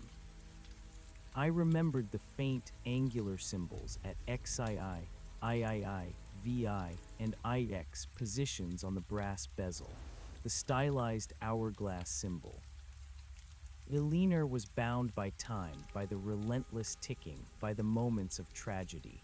Arthur's disappearance, 2:10. Amelia's death, around the same time as Elinor described her fading. Elinor's unraveling, the clock starting again at 2:10. What if the clock didn't just mark time, but contained it? What if the tie for Elinor was literally the time of their tragedy, frozen and re-released, forever looping? I went back to the clock, examining the face again. I pressed my ear against the wood. The tick-tock was steady, strong, but the glass cover over the face still felt faintly warm. The memory of the metallic smell, like old blood, returned. I ran my fingers over the numbers again, over the intricate brass bezel, the symbols. There was a faint indentation at the center of the clock face, just where the hands converged, a small, almost imperceptible divot. I suddenly remembered the small, delicate silver key I had found in Amelia's doll's dress, the one that had opened the music box. I still had it. I pulled it from my pocket, its tiny form gleaming in the dim light. Could it be a key for the clock itself? Not to wind it, but to unlock something deeper. Get out! I held the tiny key to the indentation at the center of the clock face. It was the perfect size. My heart hammered. I inserted the key gently. It slid in, clicking into place. I hesitated. What would happen if I turned it? Would it unleash something terrible? Or would it be the final act of release? Eleanor's desperate plea echoed in my mind. I must find a way to sever the tie. I must release them. This was her final clue, her desperate attempt to leave a path for someone else to finish what she could not. I took a deep breath, steeling my nerves. With a trembling hand, I turned the key clockwise. A soft, mechanical whirring began within the clock, a sound deeper and more intricate than its usual workings. The hands on the clock face began to spin rapidly, blurring into a whirlwind of motion. They spun backwards, then forwards, then backwards again, faster and faster, a dizzying dance of time.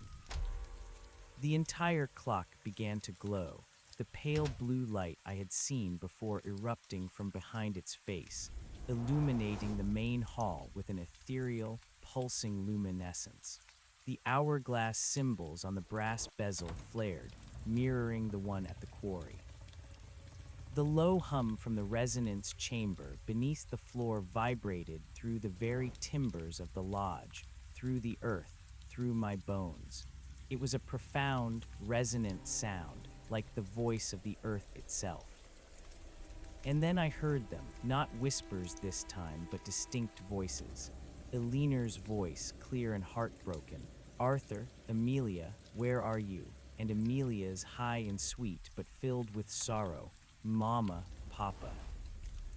Their presences materialized in the blue light, shimmering, transparent forms. Eleanor, elegant in an old-fashioned dress, her face etched with profound grief, stood before the clock, her hands outstretched, as if reaching for her lost family. Amelia, a tiny, luminous child, drifted around her mother, looking lost, a faint, sad smile on her face. They were tethered to this place, to this moment of unending grief, perpetuated by the clock, by the echoes of their loss. The blue light intensified, now a blinding vortex of energy emanating from the clock. The spinning hands slowed, then finally came to a halt. They were no longer pointing to 7:10. They were frozen at 2:10, the time of Arthur's disappearance, the time of Eleanor's unraveling, the time of their collective eternal sorrow. And then from the glowing hourglass symbol on the tree in the distant quarry, a faint, luminous form began to emerge. It was Arthur. He was no longer gaunt and skeletal. He was whole, his form shimmering, dressed in his hunting clothes, his face no longer obscured by shadow, but illuminated with a profound peace. He held his rifle, whole and gleaming with an inner light and the magnificent antler. He walked towards Eleanor and Amelia, his steps silent, ethereal. Eleanor turned, her eyes widening, her hand flying to her mouth. "Arthur," she whispered, her voice choked with emotion, disbelief, and a lifetime of longing. Amelia, seeing her papa, let out a joyful, ethereal cry, a sound of pure, unadulterated happiness. She floated towards him, her tiny, luminous arms outstretched. Arthur reached out, and his spectral hand met Amelia's.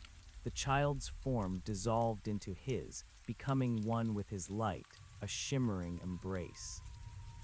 Then Arthur turned to Eleanor. He held out his hand to her, a gesture of invitation, of reunion. Eleanor's face crumpled. Tears, luminous and silent, streamed down her spectral cheeks. She looked at me, her eyes, filled with profound gratitude, conveyed a message of thanks, of understanding. Then she looked at Arthur, and a radiant smile, the first true happiness I had ever seen in her story, spread across her face. She took his hand. As their hands touched, Eleanor's form also dissolved into his, joining Arthur and Amelia in a single, luminous embrace. The combined form of the family, a shimmering beacon of light, looked at me one last time, a final, silent nod of profound thanks. Then they turned and walked directly towards the grandfather clock.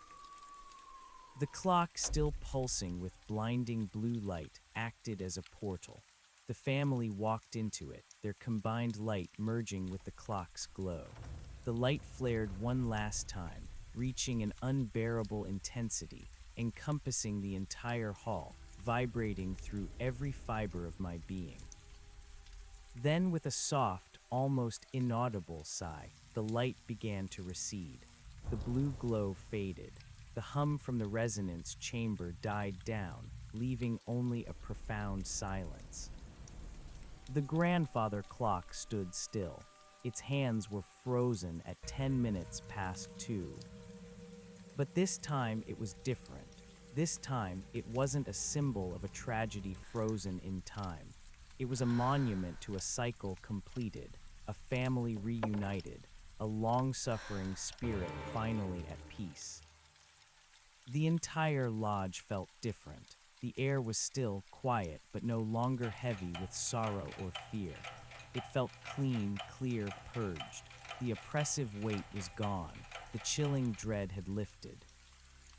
I stood there for a long moment, my legs weak, my body trembling with the aftereffects of such a profound release. My tears had long since dried, leaving streaks on my dusty cheeks. I walked to the clock cautiously. Its wood was cool to the touch. The small key was still in the lock at the center of its face. I gently turned it counterclockwise and it clicked, disengaging. I pulled the key out. It felt light, inert, its purpose fulfilled. The clock remained silent, its hands frozen at 10 minutes past 2. Its tick-tock was gone, forever. I closed my eyes, taking a deep, shuddering breath. It was over. The Monashi Lodge was finally at peace. Arthur, Eleanor, and Amelia were free. But what about me? My purpose here was fulfilled. The tie was severed, but my communication was still dead. The world outside was still cut off. I was still alone. I walked through the lodge, testing the air in each room. Amelia's room was just an ordinary, dusty room now, filled with old furniture. The dining room portrait was just an old painting. The cellar, though still cold and earthy, no longer held that deep, resonant hum. The metallic smell was gone. The lodge was just an old house again, beautiful but empty. A profound exhaustion settled over me, body and soul. I needed sleep, real sleep, without the ever-present fear. But first, a meal, a real meal. I made my way to the kitchen, the silence of the lodge a welcome, if unsettling, companion. I started a pot of coffee, its rich aroma filling the air. As I waited for it to brew, I looked out the window. The sun was fully risen now, painting the mountains in glorious gold. The wilderness looked vibrant, alive, no longer menacing. As I poured my coffee, I noticed something on the kitchen counter, next to the empty jar of instant coffee. It was a single, fresh wildflower, the same kind I'd seen growing by the lodge's entrance. Its petals were a delicate yellow, its stem still dewy. It hadn't been there when I'd left for the quarry. It certainly hadn't been there when I returned, exhausted and desperate for caffeine. My blood ran cold again, but this time it wasn't fear. It was a different kind of chill, a sense of lingering presence. I picked up the flower. It smelled sweet, earthy, vibrant. A final message, a thank you, or something else. I felt a faint whisper in the air, a breath of a voice, impossibly soft like the rustle of dry leaves. It wasn't words, it was a feeling of gratitude, and perhaps a hint of something more, a subtle, gentle warmth like a hand briefly touching my own. I squeezed my eyes shut. They were gone, they had to be gone. I had seen them ascend, disappear into the clock. I opened my eyes, looking at the flower. It felt personal, a farewell. I made myself a simple breakfast, forcing myself to eat to replenish the energy I had expended. As I ate, I began to think about leaving. I had done what I came to do, albeit not the find yourself mission Grandpa had envisioned. I had found a strength I never knew I possessed, a resilience in the face of the impossible. But the communication was still dead, the call signal. I tried my satellite phone again for the 100th time. Still nothing. The universe, it seemed, wasn't quite done with me yet. Or perhaps the lodge wasn't quite done with me. I decided to try hiking out again. With the spirits gone, with the lodge at peace, surely the cosmic interference would cease. I could walk out, follow the gravel road, find help. It would take days, but it was my only option. I gathered my pack, loaded with what remained of my supplies, and prepared to leave. I took one last look at the grandfather clock. It stood in silent majesty, a powerful, beautiful piece of history, frozen at 10 minutes past 2, a permanent memorial. I walked to the front door, the heavy oak groaning a familiar farewell. The mountain air was crisp and invigorating. The sun was high, illuminating the winding gravel road that led out of the clearing into the depths of the Monashees. I stepped onto the porch. As I took my first step down the wooden stairs, my foot hit something hard. I looked down. There on the dusty porch step was a small, crudely carved wooden bird. It was intricately detailed, clearly handmade, perhaps by a child.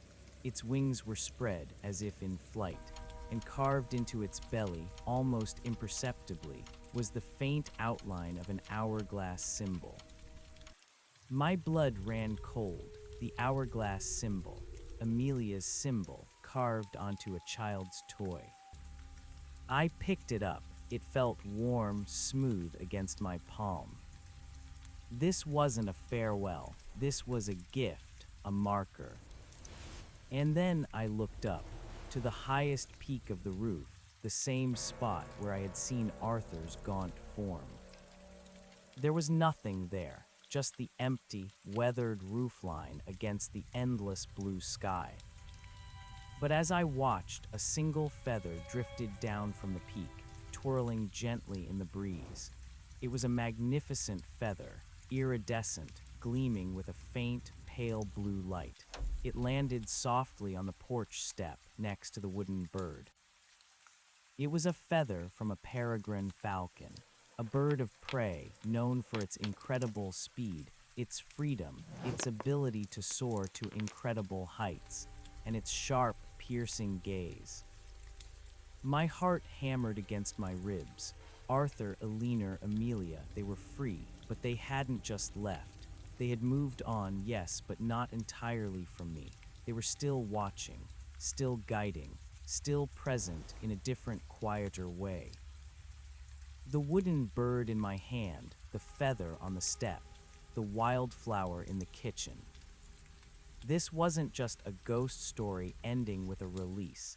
It was something more, a connection forged through shared experience, through profound emotional resonance. They had needed me to find them, to release them, and in doing so, they had somehow changed me, connected me. My mission to find myself had led me to find them, and in turn, they had helped me find something new within myself, a sense of purpose, a quiet strength, a connection to something ancient and profound. I looked at the long, winding gravel road. I could leave. I could walk away, tell my unbelievable story to anyone who would listen, and likely dismiss me as delusional. But the wooden bird, the feather, the lingering scent of the wildflower, they spoke to me, not of fear, but of an unspoken promise, a guardianship, a continuation. I knew with a sudden, startling clarity that I wasn't leaving just yet, not until I understood what this new, ethereal connection truly meant, not until I understood why they had left these final, profound gifts. I had released them. but perhaps in doing so I had taken on a new role, a new responsibility, a new tie. I turned from the road, walked back inside, and closed the heavy oak door. The Monashi Lodge was silent, bathed in the afternoon sun. I put the wooden bird and the feather on the mantelpiece, next to the portrait, which now seemed to gaze with a knowing, gentle expression. I still had no phone signal. I was still cut off from the outside world, but I was no longer afraid. I walked into the study, pulling out the largest, dustiest map of the Monashi Mountains I could find. Amelia's crude drawing had led me to Arthur. Now, with a new sense of purpose, I felt a compelling need to explore these mountains, to understand their secrets, to truly find myself amidst their silent grandeur. Not running from the past, but walking towards a future intertwined with it. There was a whole mountain range out there, full of hidden valleys, forgotten trails, and perhaps more secrets, more echoes of those who had lived and died within their silent embrace. The Monashis were vast, ancient, and they had just shown me that they were alive in ways I could never have imagined. My journey had only just begun. The heavy oak door settled shut behind me with a soft thud, a sound that no longer felt ominous, but rather final. The Monashi Lodge, once a cage of sorrow, was now a silent sentinel in the vast wilderness. I stood in the main hall, the afternoon sun streaming through the high windows, illuminating the dust motes dancing in the air. The grandfather clock, frozen at 10 minutes past 2, stood as a stoic monument to a cycle completed, a family released. I walked over to the mantelpiece, carefully placing the wooden bird and the peregrine falcon feather next to the portrait. The bird, warm and smooth against my fingers, seemed to pulse with a faint, internal light, a mere whisper of the blue glow I had witnessed. The feather, iridescent and perfect, shimmered with a subtle energy. The woman in the portrait, her eyes now seeming to hold a quiet understanding, a gentle wisdom, no longer bore the weight of Elinor's grief. She simply was. My satellite phone, a useless brick in my pocket, remained silent. The outside world was still a distant concept, a memory, but the urgency to escape, which had gnawed at me since my arrival, had faded. A new kind of quiet purpose had settled in. I had come to find myself, and in doing so, I had found a connection to something ancient and profound, something woven into the very fabric of these mountains. The Monashis were vast, they were alive, and they had just shown me that their depths held more than just natural beauty and hidden dangers. The largest, dustiest map I could find in the study lay open on the oak desk. It was an old geological survey, hand-annotated with prospectors' claims and faint, forgotten trails. Amelia's crude drawing of the quarry had been a direct path to Arthur. Now, I needed to learn to read this more complex tapestry, to understand the true lay of the land, to delve deeper into the secrets that awaited. My initial thought was to simply follow the gravel road back the way I came, but the wooden bird, the feather, the wildflower, they were not signals to leave. They were invitations. Invitations to explore, to understand this new, subtle form of guardianship. The sense of being watched was still present, but it was no longer menacing. It was a benevolent awareness, a silent companionship. I spent the rest of that afternoon, and much of the following day, poring over maps, consulting old hunting guides I found in the study, and meticulously preparing for a sustained trek into the wilderness. My gear needed to be top-notch, a heavier-duty backpack, more robust camping equipment, a larger supply of dehydrated meals, water purification tablets, a proper first aid kit, and crucially, a sturdy hunting axe for clearing trails and splitting firewood. I sharpened my grandfather's knife and the machete until their edges gleamed. The lodge, once a source of dread, became my temporary base camp. I felt a strange sense of ownership, a custodian of its newfound peace. I tidied the kitchen, replenished the firewood, and even cleaned Amelia's room, not out of duty, but out of a quiet respect. The air in her room now held only the faint scent of old lace and sunshine. On the morning of my third day after the release, I was ready. My pack was heavy, but so was my resolve. I left a note on the dining room table, a simple message to a hypothetical rescuer, explaining my intentions and the location of the lodge, but omitting the unbelievable details.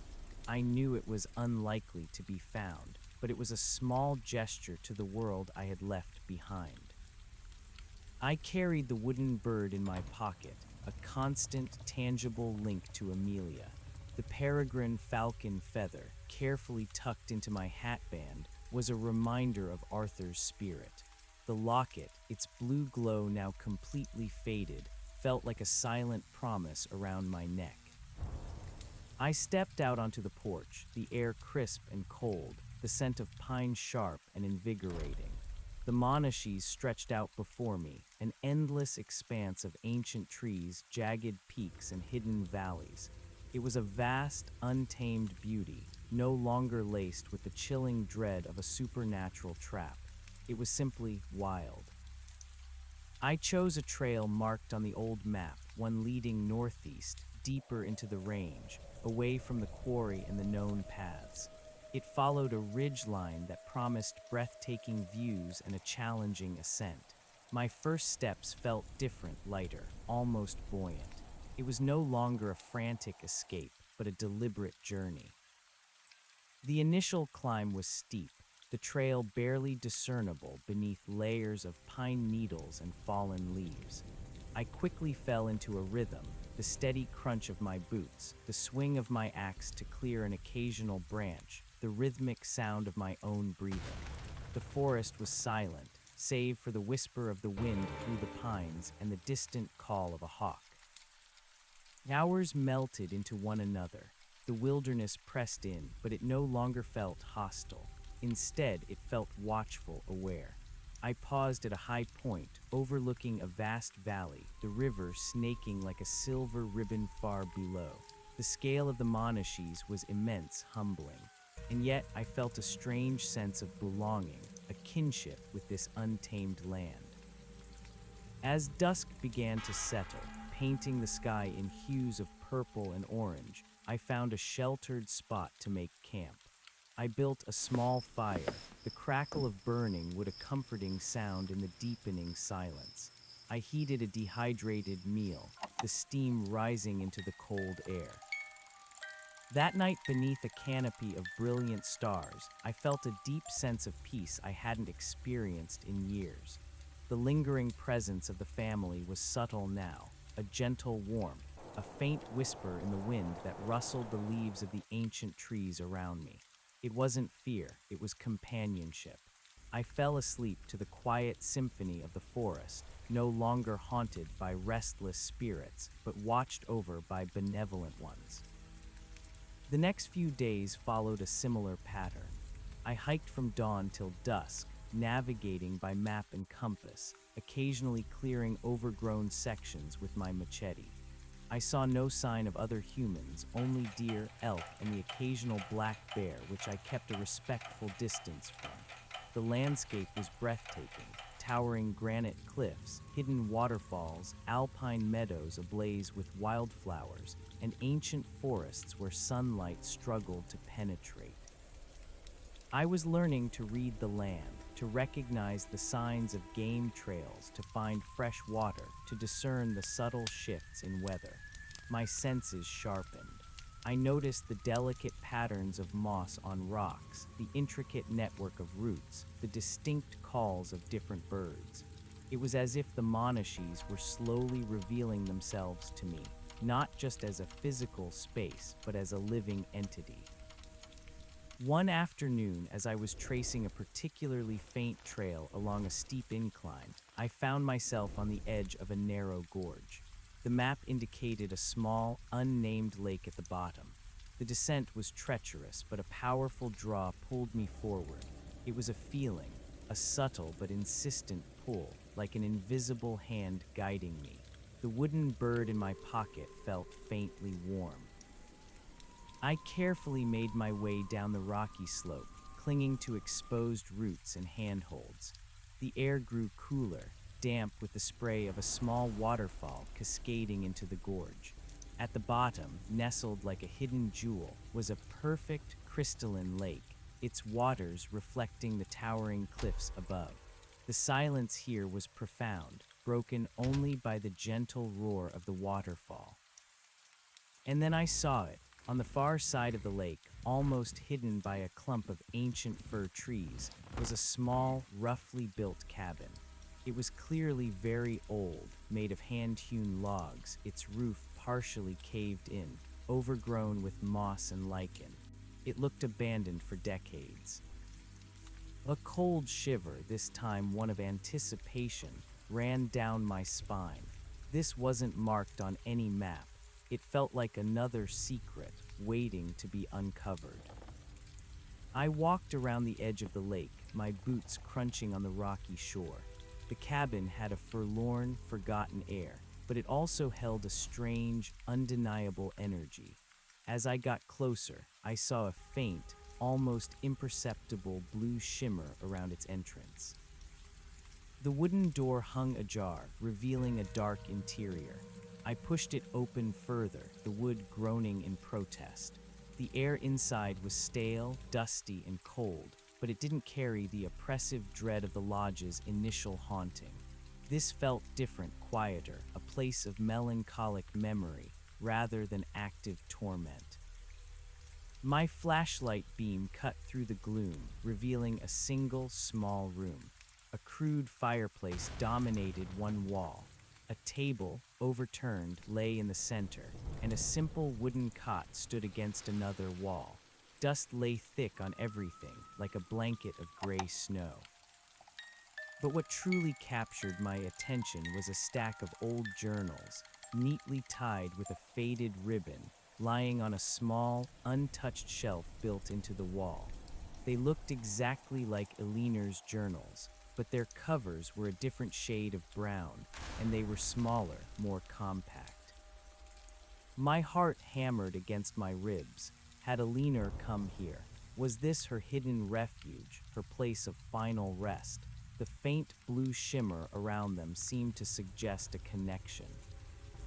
I carefully picked up the stack. The ribbon, though faded, still held strong. I untied it with trembling fingers, my pulse quickening.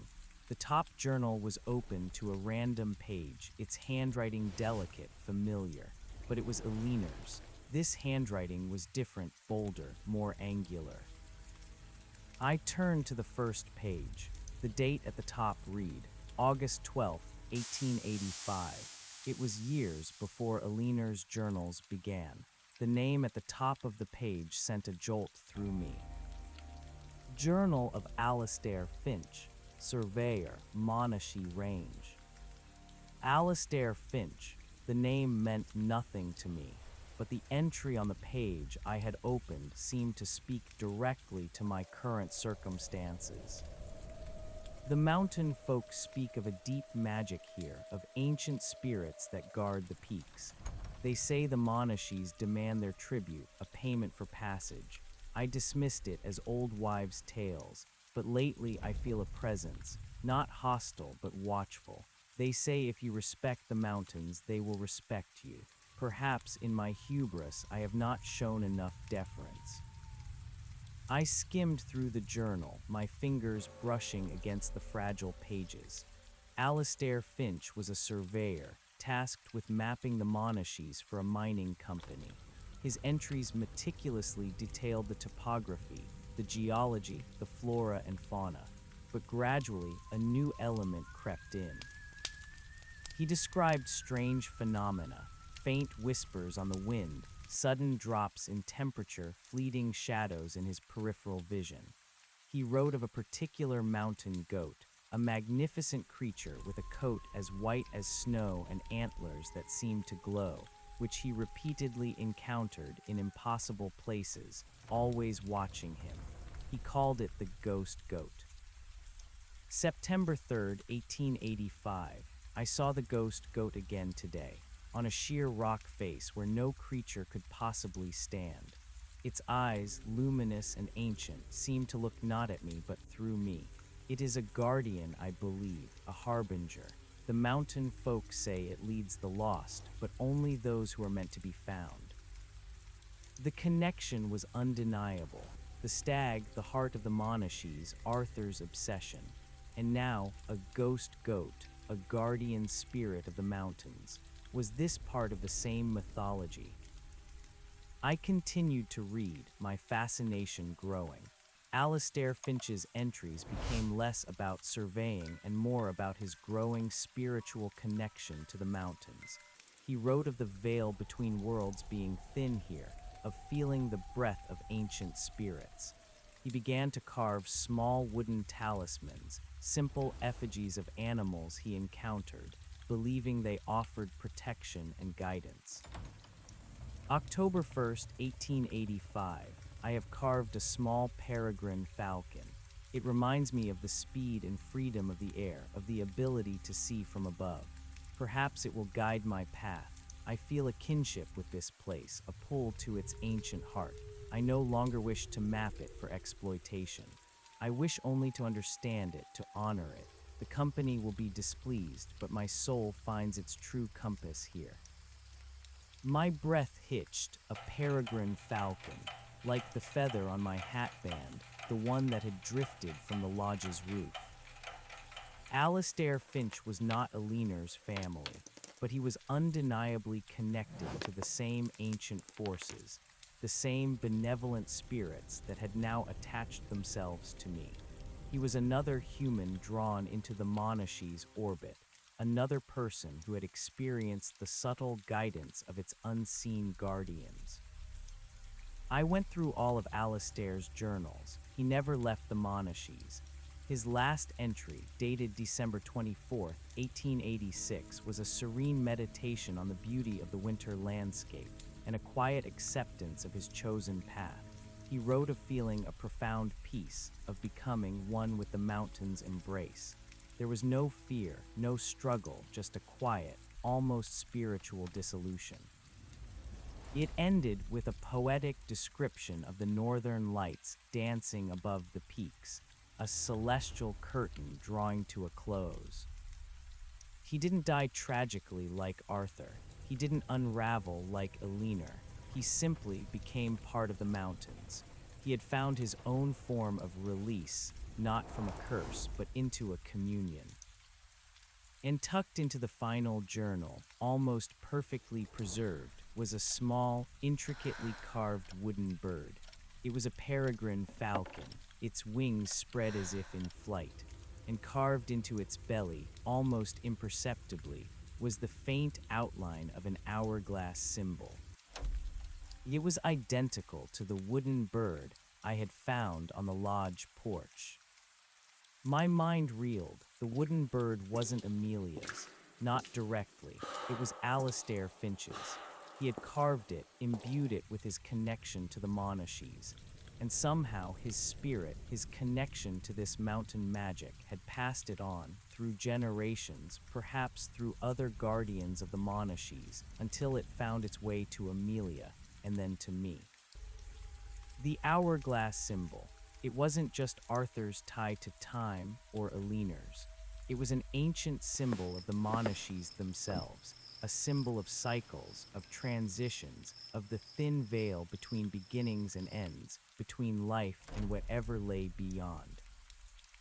Alastair Finch had understood. He had not sought to sever the tie, but to embrace it. He had not fought the mountains, but joined them. I felt a profound shift in my understanding. The Monashees were not just a place where spirits were trapped. They were a place where the barrier between life and spirit was porous, where certain individuals, drawn to its wild heart, could find a different kind of existence. Arthur, in his obsession, had died and become trapped. Aliner, in her grief, had been held by her love for him. But Alastair Finch had found a path of integration, a serene communion. The wooden bird in my pocket felt vibrant now, almost warm. It was a beacon. The small cabin, nestled by the hidden lake, was not a place of tragedy, but of quiet contemplation, a place where a man had found his peace within the embrace of the Monashees. I carefully replaced Alastair's journals on the shelf, leaving the wooden falcon and feather with them. These were his treasures, his legacy. I had been meant to find them, to understand this deeper layer of the Monashees' magic. I left the cabin, closing the door gently. The blue shimmer around it faded, as if its secrets had been revealed, its purpose for me fulfilled. I sat by the lake, watching the last rays of sun paint the cliffs in gold, the water still and reflective. The new tide, the new responsibility. It wasn't about releasing spirits, but about understanding them, honoring them, and perhaps carrying a part of their wisdom forward. I was not just a rescuer, I was a student. As night fell, I made camp near the lake. The air felt charged with a different kind of energy, a quiet hum that resonated with Alastair's serene acceptance. I felt less alone than ever. The mountains were not empty. They were simply populated by beings beyond my sight, ancient guardians and quiet companions. The next morning, I continued my journey, my direction now guided less by maps and more by intuition, by the subtle pull of the wooden bird in my pocket. The peregrine feather in my hat felt lighter, as if truly guiding me. Days turned into a week, then two. My body grew stronger, leaner. My mind became sharper, more attuned to the subtle rhythms of the wilderness. I learned to identify edible plants, to track animals, to read the weather patterns in the clouds. I was becoming a part of the Monashees, just as Alastair Finch had. I found other hidden places, ancient rock shelters with faded pictographs, remnants of old prospector camps, overgrown trails that seemed to lead nowhere but deeper into the silent embrace of the forest. Each discovery felt like a piece of a larger puzzle, a whispered story from the mountains. One evening, as I was making camp near a particularly stunning alpine meadow, I heard a sound. It wasn't the usual forest sounds, the rustle of leaves, the hoot of an owl. It was a faint, melodious tinkling, impossibly sweet and melancholic. Amelia's lullaby. My heart leaped. The sound was faint, ethereal, but unmistakable. It seemed to float on the wind, weaving through the pine trees. I instinctively reached for the wooden bird in my pocket. It was warm, vibrating gently. I followed the sound, my flashlight beam cutting a swathe through the deepening twilight. The meadow was bathed in a soft, ethereal blue light, shimmering faintly. In the center, almost perfectly preserved despite the elements, was a small, intricately carved music box, identical to Amelia's. It sat on a moss-covered stone, playing its delicate tune all on its own. As I approached, the blue light intensified, and a faint, luminous form began to coalesce around the music box. It was Amelia. Her form was more distinct now, less ethereal than before, a shimmering child, her features clear, her eyes wide and serene. She was no longer lost or sorrowful. She was simply present. And she looked at me, a gentle, knowing smile on her face. She gestured towards the music box, then towards the vast, star-strewn sky. Then she faded, dissolving into the shimmering blue light, which in turn receded into the music box itself. The lullaby continued for a few more notes, then slowly, gracefully, faded into silence. I knelt before the music box. Its wood felt cool to the touch. It was not Amelia's original music box, which was still back at the lodge. This was a projection, a spiritual echo, a manifestation of her enduring presence in the Monashees. Carved into its lid, where the stag should have been, was the familiar hourglass symbol, glowing with a soft, internal blue light. And then I noticed something new. Beneath the hourglass, almost invisibly small, was a tiny carved bird, a peregrine falcon. This was Amelia's message, her gift. The music box wasn't just a conduit for her grief. It was a symbol of her eternal connection to the Monashees, guided now by the spirit of the peregrine falcon, by Arthur's spirit. The hourglass was not a prison. It was a gateway, a symbol of transition. I didn't take the music box. It belonged here in this alpine meadow, a testament to Amelia's peace, a soft lullaby echoing in the heart of the mountains. I left it on the mossy stone, a silent promise that her music would always play. My understanding of the new tie deepened. It wasn't just Alastair Finch. It was Arthur, Eleanor, and Amelia too. They hadn't simply left. They had been released into the Monashees, becoming part of its subtle, benevolent guardianship. They were the ancient spirits Alastair Finch had written about, the watchful presences that guided the lost and protected the land. They were part of the very magic of the Monashees. And I, it seemed, was the one who had awakened them to this new existence. And in doing so, I had forged a bond with them, a kinship that transcended the physical realm. Days turned into weeks. I continued to explore, venturing deeper into the wilderness, following game trails, climbing peaks, tracing the winding paths of rivers. The Monashees became my home, its silence my companion, its vastness my solace. My pack grew lighter as I consumed my supplies, but my spirit grew heavier with knowledge and connection. I learned to hunt and forage more effectively, supplementing my dwindling rations with berries, wild greens, and the occasional rabbit or grouse. My grandfather's knife became an extension of my hand, my axe a tool of survival. I built makeshift shelters when the weather turned, learned to read the clouds for signs of storms, and found comfort in the raw, untamed beauty of the natural world.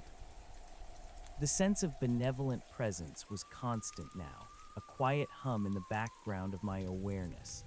Sometimes a peregrine falcon would circle high above, its cries sharp and clear, seeming to guide my path.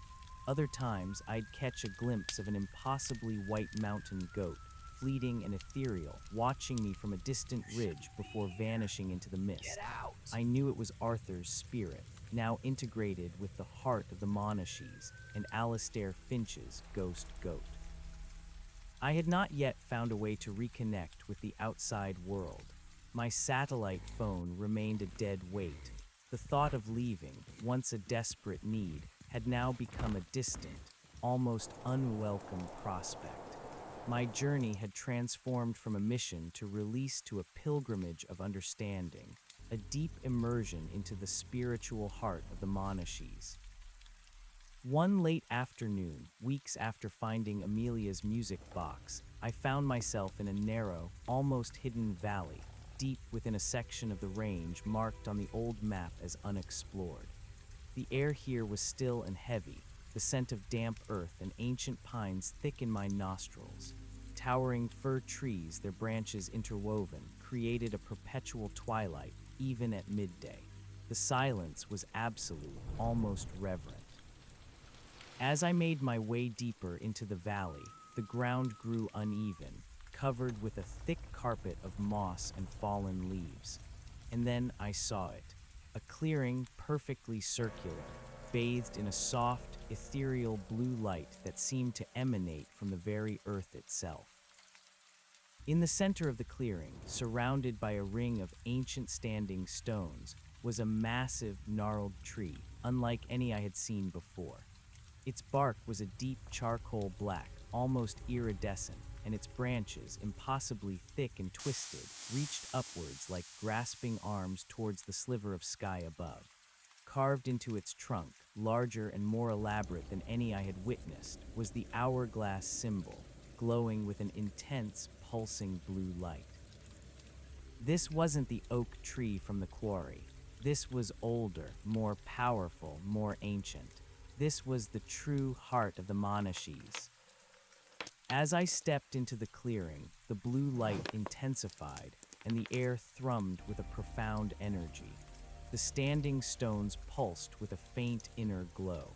The wooden bird in my pocket felt searing hot against my skin, vibrating furiously. And then a form began to coalesce before the glowing tree. It was Eleanor. She appeared as I had last seen her, elegant, but no longer consumed by grief. Her face was serene, wise, her dark eyes holding a deep, ancient knowledge. She was a guardian now, a powerful spirit of the Monashees. She smiled, a gentle, knowing smile, and gestured towards the tree, then to the standing stones. Her hand then moved to her chest, where a faint, shimmering outline of a locket, identical to the one I still wore, pulsed with blue light. She didn't speak in words, but her message was clear, a direct communion of thought and feeling. This is the wellspring, the nexus, the place where the veil is thinnest. We are here. We are the guardians now, and you are our bridge. My heart pounded, but not with fear, with awe, with a deep understanding that settled into my soul. The hourglass symbol was the gateway, the passage. The lodge was one such gate, the quarry another. But this was the central hub, the very heart of the Monashees' spiritual power. Eleanor's spectral hand reached out, not to touch me, but to illuminate something at the base of the glowing tree. My flashlight beam, though no longer needed in the blue luminescence, instinctively followed. There, nestled amongst the gnarled roots, was a small, crudely built cairn of stones, similar to Arthur's resting place at the quarry. But this one was different. It felt personal. I knelt and carefully began to move the stones. Beneath them, lying on a bed of ancient moss, was a single, intricately carved doll. It was not Amelia's doll, which was still at the lodge. This doll was older, much older, made of dark, polished wood, its features worn smooth by time, its eyes made of tiny, iridescent stones that glowed with a faint blue light. And tucked into its tiny, faded dress was a small, ornate silver key. The same key I had found in Amelia's doll, the one that had unlocked the music box and then the grandfather clock. But this doll was different. It wasn't a child's toy. It was an effigy, a relic. Its aura was ancient, deeply resonant, emanating a powerful feminine energy. As I held it, a rush of understanding flooded my mind, a torrent of images and emotions. This doll belonged to the woman in the portrait at the lodge, the original matriarch, Arthur's grandmother, perhaps. The woman whose strength and presence had been bound to the lodge, a quiet, watchful guardian even before Arthur's tragedy. This was her anchor, her tie, and the key was the key to everything. It was not Eleanor's final tie. It was the original tie, the ancient connection that had drawn the family and then me to the Monashees. The lodge itself was a legacy, a living entity that had chosen its guardians through the generations. Eleanor's luminous form smiled, a deep, peaceful understanding in her eyes. She gestured towards the doll, then towards me, then towards the world beyond the Monashees. The message resonated directly in my mind. You hold the key to the past and the future. The circle is complete, but the story continues. The Monashees have chosen you. We are with you. You are no longer alone. The blue light around Eleanor intensified, and her form began to recede, dissolving into the pulsing blue luminescence of the great tree. The hourglass symbol flared one last time, a blinding beacon of ethereal energy, then slowly began to dim. The standing stones, too, quieted their glow. The profound silence of the valley returned, broken only by the gentle rustle of leaves. Eleanor was gone, but her message, her presence, remained, resonating within me. I stood there, the ancient doll in my hands, its stone eyes glowing softly, the small key in its dress. I was the bridge. The Monashees had chosen me. I looked at the doll, then at the vast, silent valley. The new tie was clearer now. I was not just guided by them, I was part of them. Part of this ancient guardianship, chosen to carry their story, their wisdom, and their serene, watchful presence into the world. But my satellite phone was still dead. My path back to civilization was still unclear, and the doll, with its ancient key, felt like more than just a symbol. It felt like a tool, a new kind of power. I knew with absolute certainty that my journey was far from over. I had found the heart of the Monashees, found the family, and found myself. But the true purpose, the true path, was only just beginning to unfold. I held an ancient key, a profound connection, and a new, unspoken mission.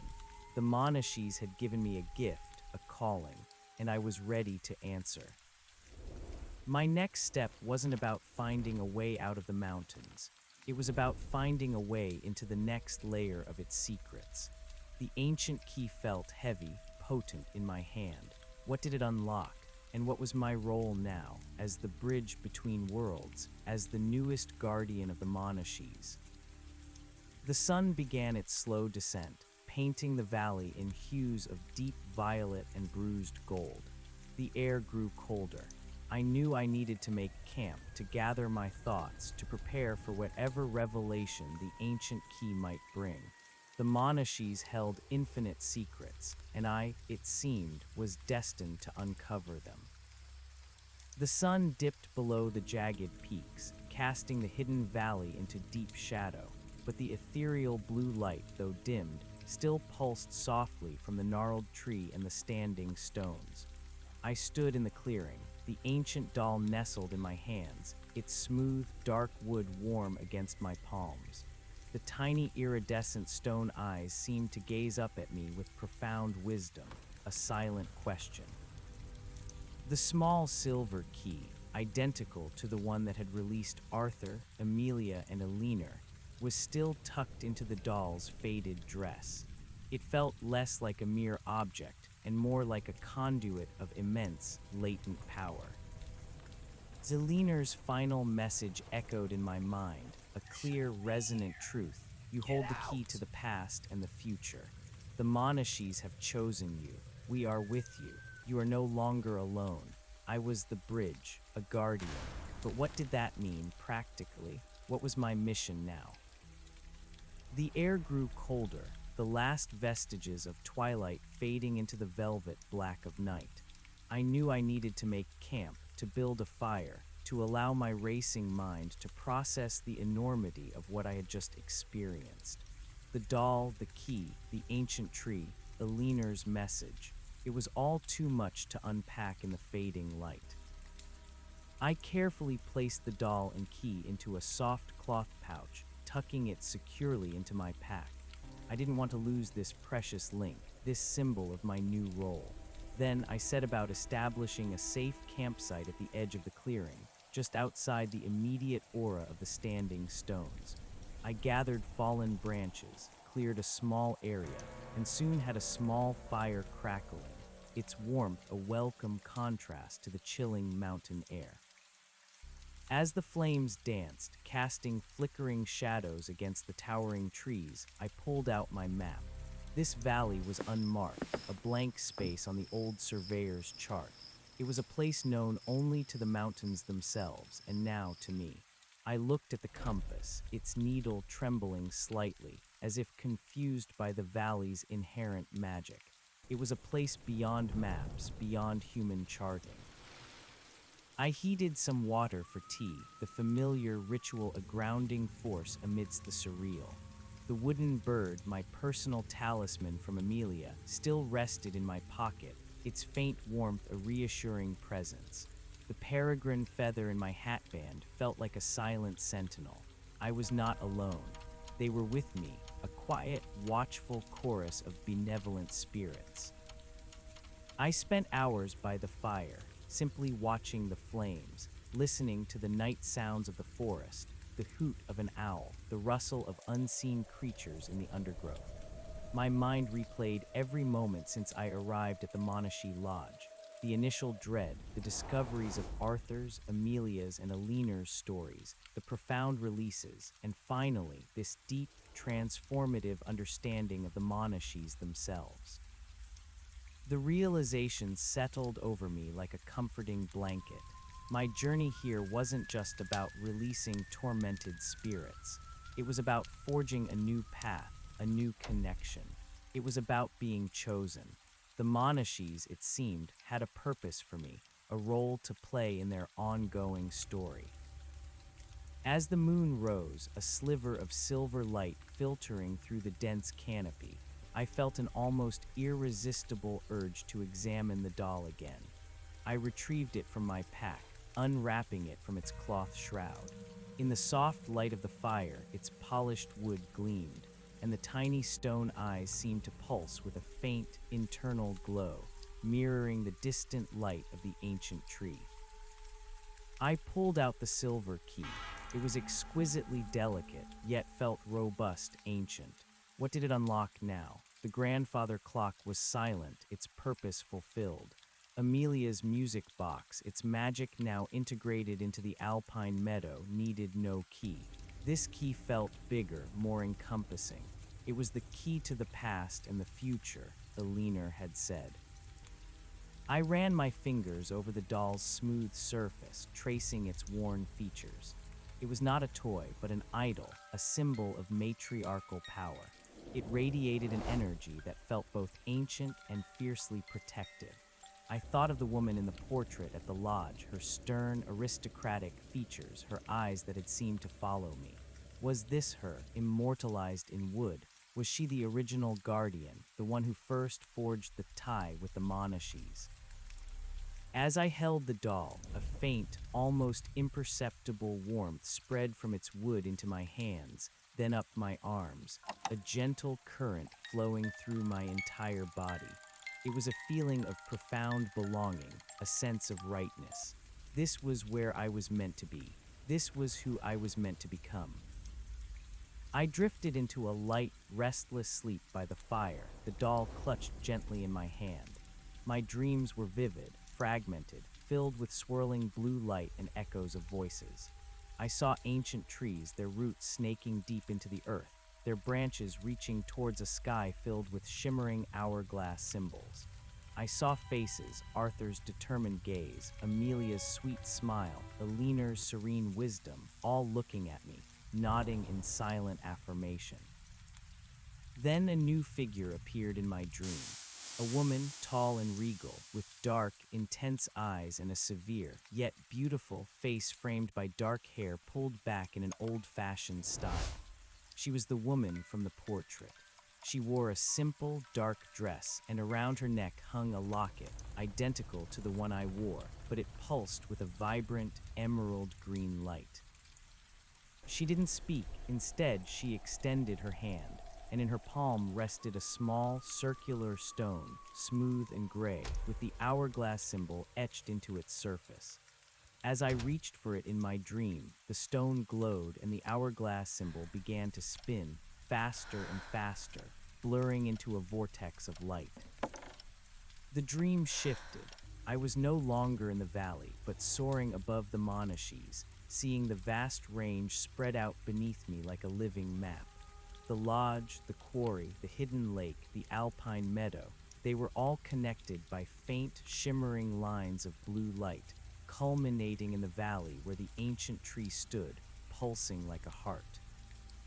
And from that heart, threads of light stretched further, deeper into the unexplored regions of the mountains, hinting at other hidden places, other secrets. The matriarch's face appeared again, now smiling gently. She pointed with a long, elegant finger towards the shimmering lines, then back to the spinning hourglass stone in her hand. The message was clear. The Monashis were not just a series of isolated spots. They were a network, a living entity, and the hourglass symbol was the key to understanding its flow, its energy. I awoke with a start, the morning light filtering through the dense canopy. The fire had dwindled to embers.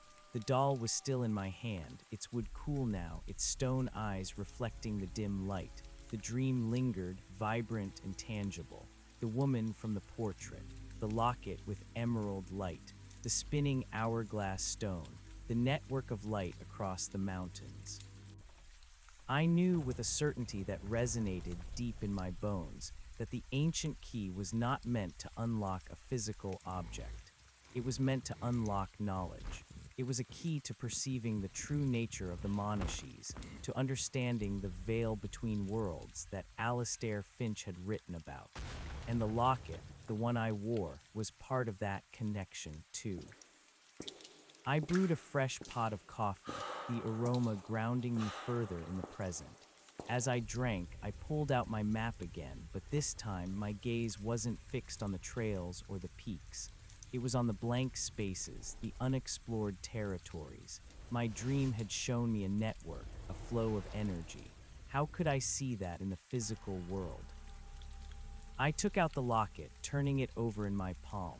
It was the same locket Elinor had written about, the one she wore as a comfort, a connection. The one that had contained Arthur's antler fragment. Its blue glow had faded, but as I held it now, remembering the matriarch's dream image, I felt a faint, almost imperceptible warmth emanating from it, a whisper of the emerald light I had seen. I looked at the ancient doll, then at the key. The key had unlocked spiritual release before. What if it unlocked my own spiritual perception? What if the key to the future was about my ability to see and interact with this hidden world?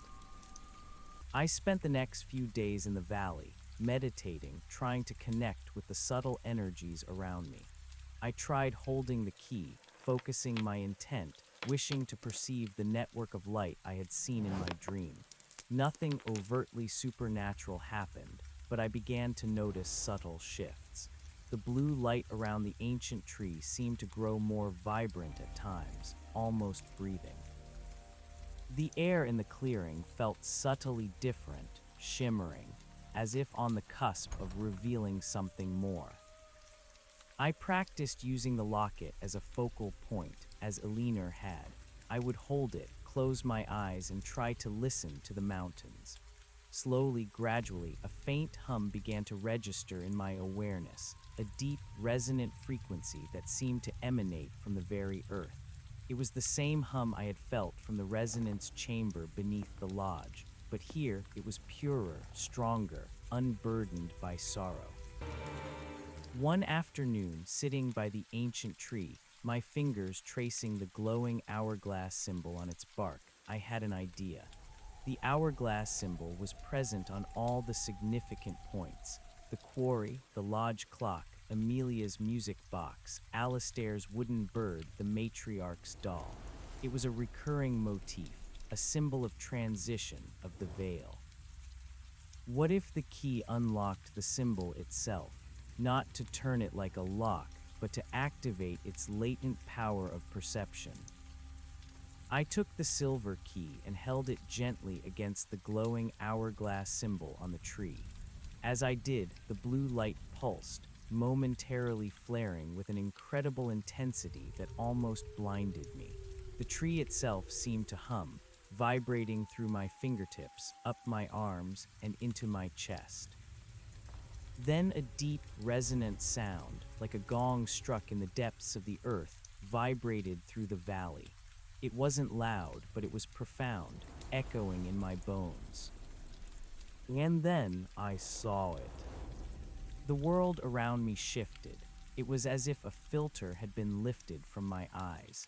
The trees in the valley seemed to glow with a faint, internal light, their roots visible as shimmering veins beneath the earth. The air was no longer empty, but filled with countless tiny motes of light, dancing like ethereal fireflies. And emanating from the ancient tree, from the hourglass symbol, were shimmering lines of blue light, exactly as I had seen them in my dream, stretching out into the vastness of the Monashees, connecting to unseen points. It was the network, the energetic ley lines of the mountains, the pathways of spiritual power. The Monashees were alive, truly, profoundly alive, pulsating with an unseen force.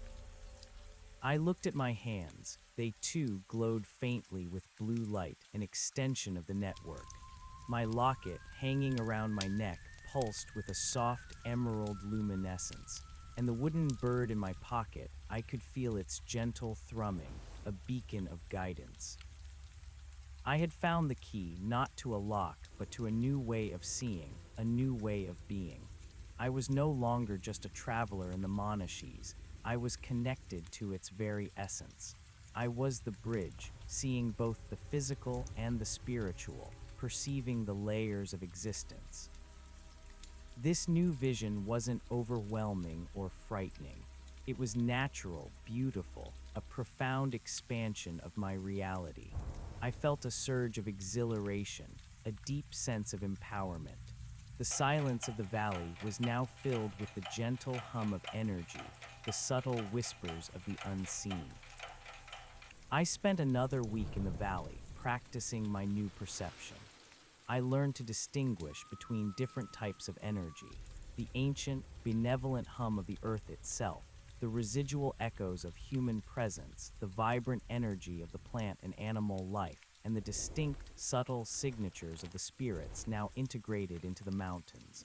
I could sense Arthur's resolute energy like a steady current, Amelia's gentle warmth, Elinor's wise, watchful presence. Alistair Finch's serene acceptance was woven into the very fabric of the valley. I walked the valley, following the shimmering lines of light, observing how they converged and diverged, how they flowed through the landscape. I discovered small, almost invisible springs that glowed with a pure, refreshing energy and ancient rock formations that resonated with a deep primal power. The Monashees, through my new eyes, were a tapestry of interwoven energies, a living, breathing, spiritual ecosystem. My supplies were running low. I had supplemented my rations with foraged food, but the long-term survival required more. The logical part of my mind insisted I still needed to find a way back to civilization. But the deeper part of me, the part now connected to the Monashees, knew my journey wasn't complete. I had a new gift, a new understanding, and I needed to use it. My satellite phone still registered no signal. The outside world remained inaccessible. It was as if the Monashees were deliberately keeping me here, allowing me to fully integrate, to fully understand my new role before releasing me, if they ever would. One morning, as I was sitting by the ancient tree, its blue light a comforting presence, I felt a strong, undeniable pull along one of the shimmering energy lines. It wasn't towards the lodge, or the quarry, or any place I had previously visited. It was deeper into the unexplored territory on my map, towards a cluster of high, jagged peaks that looked formidable and remote. This was the direction the matriarch had pointed in my dream. This was where the network truly led. I packed my dwindling supplies, my heart resolute. My new perception made navigation easier. The shimmering lines of energy were like invisible trails, guiding me through the dense forest, across rocky scree slopes and up steep inclines. I moved with a confidence I had never possessed before, trusting the subtle guidance of the mountains, trusting my own heightened senses. The climb was challenging, even with my enhanced awareness. The terrain grew harsher, the air thinner and colder. The peaks were formidable, their granite faces scarred by millennia of wind and ice. But the energy lines pulsed vibrantly, leading me upwards, ever upwards. I passed through landscapes of breathtaking, stark beauty, fields of ancient snow, glaciers clinging to the north faces of the mountains, and vast expanses of bare rock. The only sounds were the wind whistling through the ridges and the crunch of my boots on stone. After several days of relentless climbing, I reached a high pass between two towering peaks. The view was panoramic, stretching for hundreds of miles across the Monashees, and there, nestled in a hollow beneath the highest peak, was a sight that stopped me dead in my tracks. It was a structure unlike anything I had seen, not a cabin, not a lodge, but a temple. It was carved directly into the living rock of the mountain, a series of intricately sculpted arches and columns leading into a dark, cavernous opening. The stone was a deep, almost purple hue, shimmering with the same blue light I now perceived everywhere. The architecture was ancient, profound, clearly not of any known human civilization. It felt pre-human, imbued with the raw, elemental power of the mountains themselves. Get out! And surrounding it, like silent sentinels, were giant, gnarled trees, even older and more massive than the one in the hidden valley. Their branches were interwoven, forming a natural, living roof over the entrance. Carved into the stone archway above the entrance was a colossal hourglass symbol, glowing with an intense, pulsing emerald light, just like the locket in my dream. This was it, the true heart, the nexus of all nexus points. As I approached, the air grew thick with energy, vibrating with a deep, sonorous hum that resonated directly in my chest. The wooden bird in my pocket felt fiery hot. The silver key, still in my pack, seemed to hum with anticipation. I stepped through the ancient arches, my boots echoing softly on the polished stone floor. The interior was vast, cavernous, dimly lit by the faint blue glow that emanated from the walls themselves. Stalactites hung from the high ceiling like petrified icicles, reflecting the light in myriad fractured patterns. In the very center of the chamber, beneath a massive, natural skylight through which a sliver of brilliant starlight now shone, stood an altar. It was a simple, flat slab of black, obsidian-like rock, perfectly smooth and polished, and upon it, open and waiting, lay a book. It wasn't a journal or a ledger. It was a tome, bound in dark, supple leather, its pages made of a thick, parchment-like material. It pulsed with a soft, steady blue light. As I approached the altar, the book seemed to beckon me. My locket, around my neck, pulsed in unison with the emerald hourglass above the entrance. My hands, still glowing faintly blue, reached for the book. The moment my fingers touched its cover, a jolt of pure energy surged through me, an electric current that grounded me deeper into the very core of the Monashees. The book opened automatically to its first page, its text glowing with a gentle light. The language was ancient, symbols and glyphs I didn't recognize, but as I gazed upon them, a profound understanding unfolded in my mind, a direct transmission of knowledge bypassing words entirely. It was the history of the Monashees, not the geological history, but the spiritual one. It spoke of ancient beings, elemental forces that shaped the mountains, of the veil between worlds being born here, a natural nexus of life and spirit. It spoke of chosen guardians, humans who, over millennia, had been drawn to this place, accepting the mantle of protection, becoming the bridges. And then I saw images, the original matriarch, the woman from the portrait, strong and regal, accepting the first doll, forging the first tie. Her locket glowing emerald, Alastair Finch finding his serene communion, Arthur, his spirit bound by his hunt and his loss, Amelia, her innocent grief, Eleanor, her broken heart, all of them, each in their own way, woven into the tapestry of the Monashees, each contributing to its guardianship, its power. And now me, the final guardian, the current bridge. The book wasn't meant to be read with eyes, but with the heart. It was a living record, a spiritual lineage. And as I understood, the ancient symbols on the page flowed into me, a profound download of history, purpose, and responsibility. I was the culmination of their journey. I was the one chosen to not just release them, but to integrate their stories, their wisdom, into a new form of guardianship. The key to the past and the future was the understanding I now possessed, the ability to see and to connect. The book's pages shimmered, then went blank. Its purpose for me was fulfilled. I looked around the vast, ancient temple, its walls now pulsing with a gentle, reassuring light. I was not alone here. I felt the presence of every guardian who had come before me, a silent, powerful chorus of wisdom and acceptance. My purpose here was clear. I was to be the Monashi's voice in the outside world, their bridge. I was to carry their story, their message of balance and reverence, into a world that had forgotten the sacredness of the wild.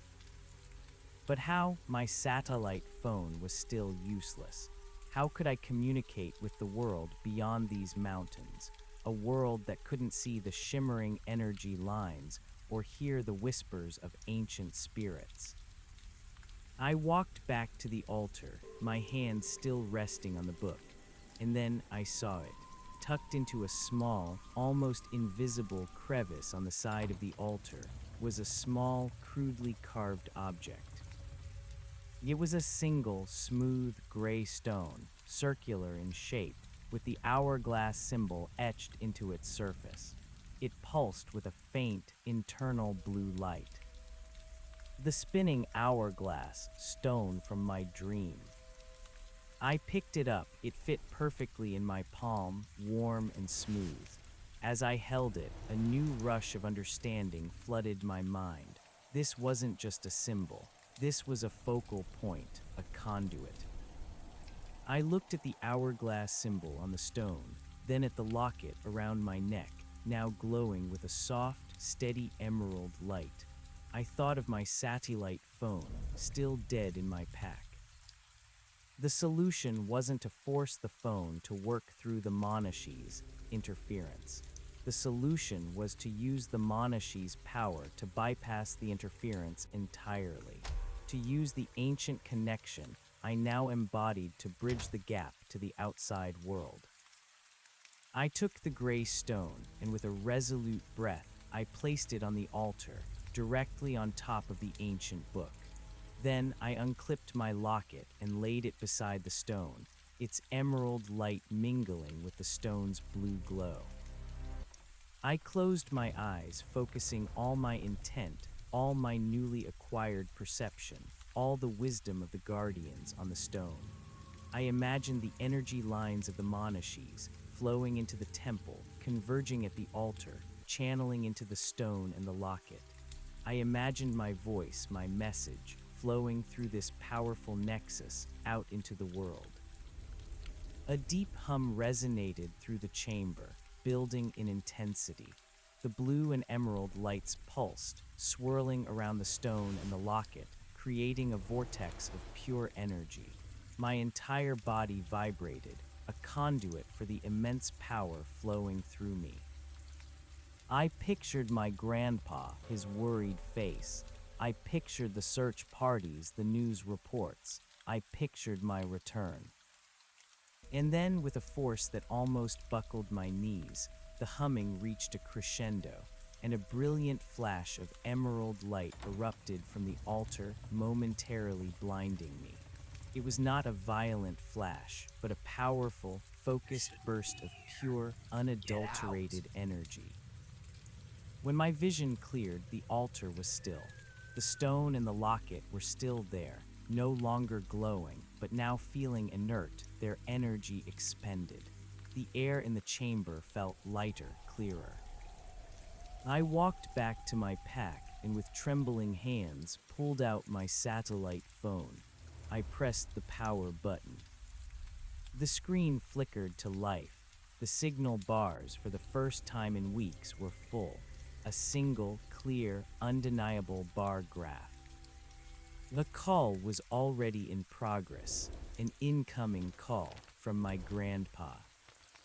My heart leaped into my throat. He had been trying to reach me. They had been trying to find me. I brought the phone to my ear, my hand shaking. The world, the outside world, was suddenly, miraculously, within reach. "Hello," I whispered, my voice hoarse from disuse, from awe. "Oh my God, is that you, your name?" Grandpa's voice, thick with relief and tears, crackled through the receiver. We thought you were gone. Are you all right? Where are you?" Tears streamed down my face, a mix of relief, exhaustion, and the profound weight of my new reality. "Grandpa," I choked out, I'm more than all right. I'm in the Monashees, and I have so much to tell you." The journey back to civilization would be long, arduous, and filled with questions I couldn't possibly answer in a single phone call. But the connection was made. The bridge was built. I still held the ancient doll in my hand, its stone eyes a silent testament to my transformation. The world would not understand. They would never believe the full story. But I knew. I had been chosen. I was the bridge. And I knew with absolute certainty that my mission was only just beginning. The Monashees had given me a gift, a profound calling, and I was ready to answer. The world needed to hear their story, and I was the one to tell it. "Grandpa," I choked out, my voice raw and unsteady. I'm more than all right. I'm in the Monashees, and I have so much to tell you." The relief that flooded through me was so potent it almost brought me to my knees. Tears, hot and uncontrollable, streamed down my face. It wasn't just the relief of connection, of hearing a beloved voice after weeks of isolation. It was the crushing weight of everything I had experienced, everything I had become, suddenly colliding with the mundane reality of the outside world. Grandpa's voice, though still tinged with relief, quickly sharpened. "Monashees, my godson, we've had search parties out for weeks. The police, the park rangers, they called off the active search days ago. They thought the worst. Where exactly are you? Give me coordinates. We'll send a chopper, a rescue team, anything." I took a deep, shuddering breath, trying to compose myself. The temple around me, so recently a beacon of profound spiritual energy, now felt like a secret sanctuary, a world apart. How could I even begin to explain? How could I articulate the shimmering energy lines, the ancient guardians, the very breath of the mountains themselves? I don't have exact coordinates, Grandpa," I said, my voice still catching. The truth was, the GPS on my phone was working, but the specific ethereal location of the temple was not something that could be mapped by satellites. It existed on a different plane. "I'm deep in the range. It's a very remote area, but I'm okay. I'm safe. I'm strong." I looked at my hands, still faintly glowing with the energy of the Monashees, a visible testament to my transformation. "I can make my own way down. I just needed to let you know I'm alive." A pause on the other end, then a shaky sigh. "You sound different. Are you hurt? Are you alone?" "I'm not hurt, Grandpa, and no, I'm not alone." My gaze swept around the vast, glowing temple, acknowledging the unseen presences that now accompanied me. "I have companions." I couldn't bring myself to say spirits. "Not yet. Look, it's a long story, a very long story. It's going to sound impossible, unbelievable. But I promise you I'm safe. I need some time to get down. I can navigate. I'm stronger than I've ever been." "Unbelievable, you say?" Grandpa's voice was now laced with his old, familiar skepticism, but underneath it, a tremor of concern. "Son, what in the blazes have you been doing up there? You disappeared without a trace. The lodge was empty. Your car was still there. Everyone assumed." He trailed off, the unspoken dread hanging in the air. "I know, Grandpa. I understand. Just trust me. I'm coming home. I just need a few days, maybe a week. The signal might be intermittent." I knew the last part was a lie, a necessary one.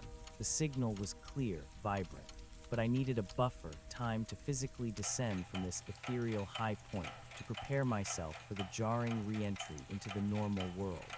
I needed to plan how to start weaving my impossible tale into a narrative the outside world could grasp. A week, Grandpa's voice rose in exasperation. After weeks of nothing, you want another week. No, son, you tell me where you are right now. I'll get someone up there. You sound like you've been living with bears. I smiled faintly despite myself. Something like that. Look, Grandpa, I will call you every day. I promise. Just knowing you're okay, that you're looking for me, that's enough. I'll make my way to a more accessible spot, then I'll call for a pickup. But I can't do it from here. Not yet. I looked at the stone altar, at the ancient book, at the emerald hourglass symbol above the temple entrance. I had a mission now, a calling.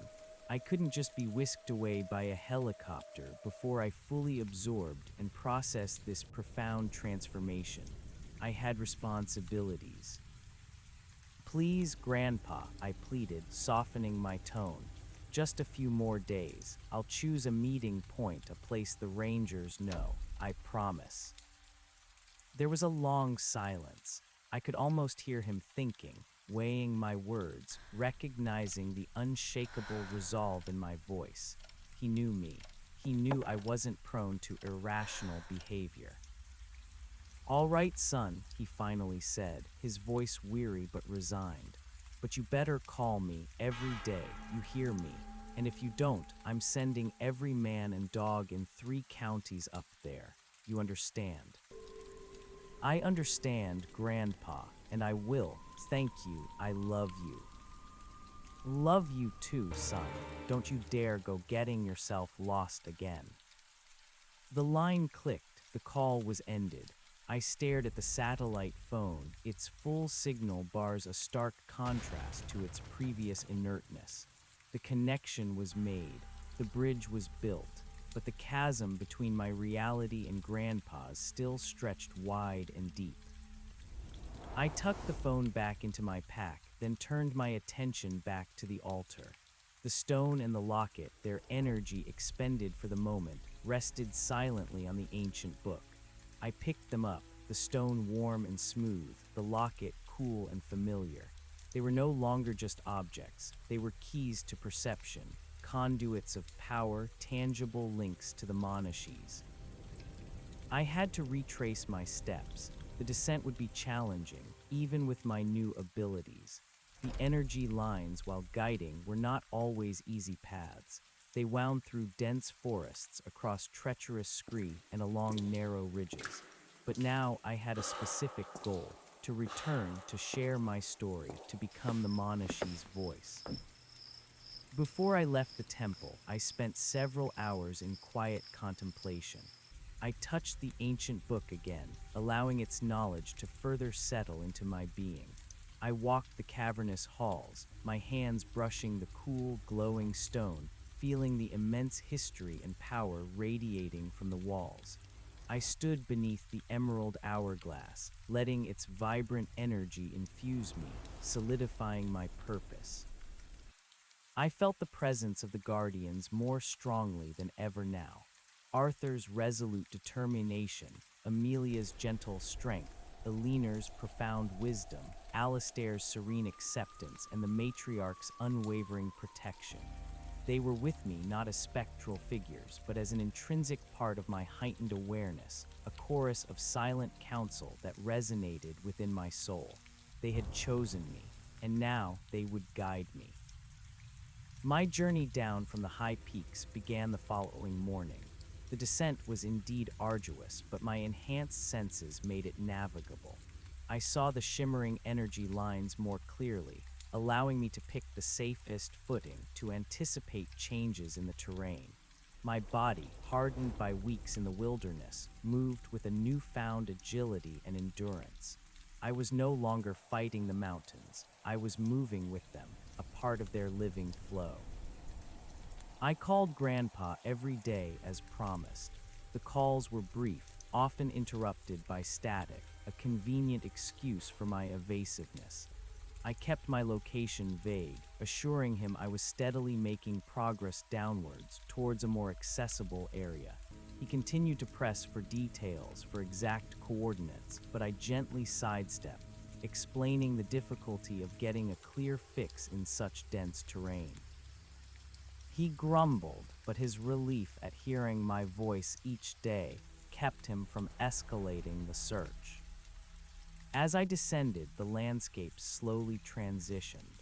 The stark alpine grandeur gave way to ancient forests, then to the familiar, yet now transformed lower slopes of the Monashees.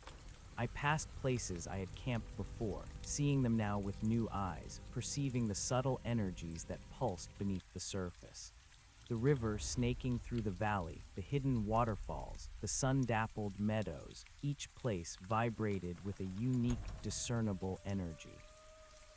I realized I hadn't eaten a proper meal in days, my dwindling rations supplemented by foraged berries and the occasional handful of nuts. My body was running on pure adrenaline and the subtle energy I now seemed to absorb from the mountains themselves. I knew this wasn't sustainable in the long term, but for now it was enough. My focus was on the journey, on understanding my new abilities, on preparing for my re-entry. One afternoon, I found myself approaching the hidden valley, the one with the ancient tree and the standing stones. It was bathed in its characteristic soft blue light, a serene sanctuary. I decided to make camp there for the night, feeling the need to ground myself again in its profound stillness. As I entered the clearing, the blue light intensified, and I felt a strong, loving presence, Eleanor. She appeared before me, less distinct than in the temple, more a shimmering outline of light, but her presence was unmistakable. She smiled, a gentle, knowing smile, and gestured towards the ancient tree, then towards the doll I carried in my pack. Her hand then traced the shimmering lines of energy that stretched out from the valley, connecting to the world beyond. The path is clear now, her thoughts resonated in my mind, a soft, encouraging whisper. The connection is forged, you carry our truth, be brave our bridge. I nodded, tears welling in my eyes. I will, I whispered aloud, though I knew she heard my thoughts. I will carry your truth. But how? How do I tell a world that doesn't see? Her luminous form seemed to brighten, her gaze fixed on the doll in my pack, then on the locket around my neck, which pulsed with its faint emerald light. The symbols are anchors. The story is the seed. You are the gardener. Then she slowly dissolved back into the blue light of the ancient tree, her presence lingering like a warm embrace. I sat by the tree for a long time, pondering her words. Symbols are anchors, story is the seed, you are the gardener. It wasn't about convincing people of the unbelievable. It was about planting seeds, about sharing the story, and allowing others to find their own anchors, their own connections, through the symbols that permeated my experience. The doll, the locket, the peregrine feather, the hourglass, these were not just personal mementos. They were universal symbols that could resonate beyond the literal. The next morning, I continued my descent, now with a clearer sense of purpose, not just what to do, but how to approach it. The energy lines led me towards the general direction of the Monashee Lodge, but I knew I wouldn't go directly there. The lodge, for all its profound significance, was still too entangled with the raw, emotional echoes of the family's past. I needed a neutral ground, a place where I could re-enter the world and begin my mission with clarity. I called Grandpa again, my voice stronger now. Grandpa, I've almost reached an old logging road. It's about a day's hike from the old quarry entrance. Do you remember where that is?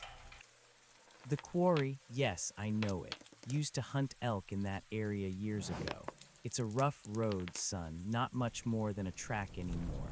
But it's accessible by a four-wheel drive. You want me to come pick you up? His voice was filled with renewed hope. Yes, please, I'll be there in 2 days. I'll find a clear spot near the road, maybe an old turnout. I'll signal with smoke if I can, but I'll call you when I'm there. You got it, son, I'll be there. And I'm bringing a thermos of hot coffee and a stack of pancakes. He sounded like his old self again, the gruff worry replaced by an almost palpable joy. Sounds perfect, Grandpa. See you in 2 days. The next 48 hours were a blur of focused movement. The energy lines guided me unerringly. I moved through the forest like a ghost, my senses hyper-alert, my body operating with an efficiency I hadn't known was possible. I felt the pulse of the earth beneath my feet, heard the subtle conversations of the trees, saw the shimmering motes of light dancing in the air. The Monashees were my home, my skin, my breath. I reached the old logging road just as the sun began to dip below the horizon, painting the sky in fiery oranges and purples. It was a narrow, overgrown track, barely discernible from the surrounding wilderness, but it was unmistakably a man-made path. The contrast was jarring. The wild, vibrant, living energy of the Monashees collided with the faint, almost dead energy of the road, a remnant of human industry. I found a small, overgrown turnout, a patch of flat earth where logging trucks might have once pulled over. It was sheltered by a thick stand of pines, offering a measure of privacy. This would be my rendezvous point. I built a small, smokeless fire, heated the last of my dehydrated meals, and settled in for the night. The wooden bird, the locket, the peregrine feather, they all felt alive, humming with a quiet energy, a confirmation of my new reality. The ancient doll, wrapped safely in its cloth pouch, radiated a profound, matriarchal strength. Sleep came easily, a deep, restorative rest. My dreams were not of swirling blue lights, but of a calm, clear path forward, a bridge stretching from the wild heart of the Monashees to the complex, often bewildered world of man. I woke with the first blush of dawn, the air crisp and cold. The sounds of the forest were familiar and comforting. I extinguished my fire, packed my gear, and made my way to the edge of the turnout, waiting. Hours passed, the sun climbed higher, warming the air. I kept my satellite phone close, expecting Grandpa's call, or perhaps to see the telltale dust cloud of his truck. Then I heard it, the faint, distant rumble of an engine. It grew steadily louder, a familiar mechanical roar against the backdrop of the Monashees' gentle symphony. A wave of anticipation, tinged with a strange sadness, washed over me. The bridge was about to open. A moment later, an old, beat-up, dark green pickup truck, its paint faded and scratched, rattled into view. It was Grandpa's. He pulled to a stop, kicking up a cloud of dust that hung in the still morning air. He clambered out, his face a mixture of relief, exhaustion, and undisguised anger. He was older than I remembered, his hair whiter, his shoulders a little more stooped. But his eyes, though tired, were still sharp, still full of the fire I knew so well. "You idiot," he yelled, his voice thick with emotion, as he strode towards me. "You scared the living daylights out of me. Weeks. Do you know what I've been through?" He didn't wait for an answer. He enveloped me in a bare hug, his arms crushing me against his chest. I buried my face in his shoulder, inhaling the familiar scent of wood smoke and old spice, the scent of home. Tears pricked my eyes again, a different kind this time, the tears of a prodigal son returned. "I know, Grandpa, I'm so sorry," I mumbled, my voice muffled. He pulled back, holding me at arm's length, his hands gripping my shoulders.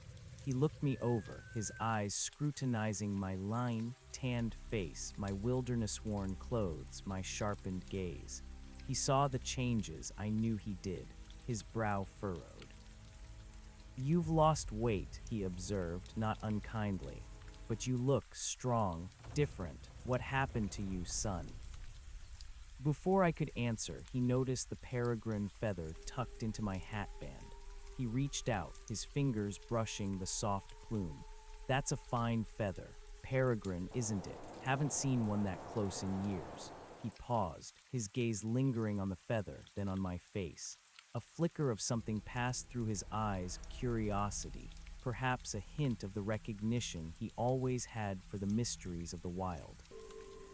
Come on, he said, releasing me and turning towards the truck. Let's get some coffee in you, and then you're going to tell me everything, every single unbelievable detail.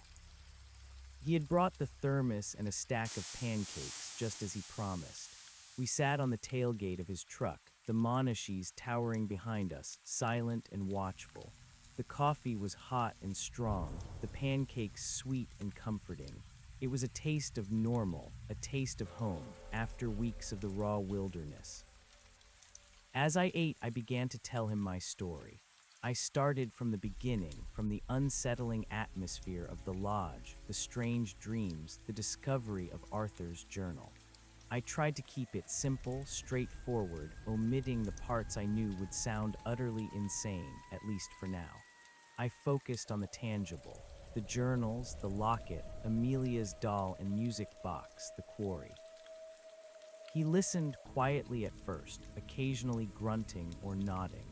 But as I described the gradual unraveling of the family's tragedy, the growing sense of their presence, the way Amelia's music box began to play, I could see his skepticism slowly give way to something else. His eyes, fixed on my face, held a growing intensity, a strange blend of fascination and unease. When I described finding Arthur's resting place at the quarry, the release of his spirit, Grandpa put down his coffee cup. You saw him, his spirit. His voice was low, almost a whisper. I nodded, not with my physical eyes, not in the way you'd see a person, but I felt him, I knew him, and I saw his peace. I omitted the part about the glowing stag, about Arthur becoming the heart of the Monashees. I was choosing my words carefully, building the bridge brick by careful brick. I continued, explaining about Elinor's grief, the locket, the ancestral tie to the lodge. I told him about Amelia's lullaby, about her final piece in the alpine meadow. He listened intently, his gaze never leaving my face, occasionally glancing at the feather in my hat or the locket around my neck. When I reached the part about Alastair Finch's journals, the ghost goat, and the wooden peregrine falcon, Grandpa leaned forward, his elbows on his knees. Alastair Finch, he murmured.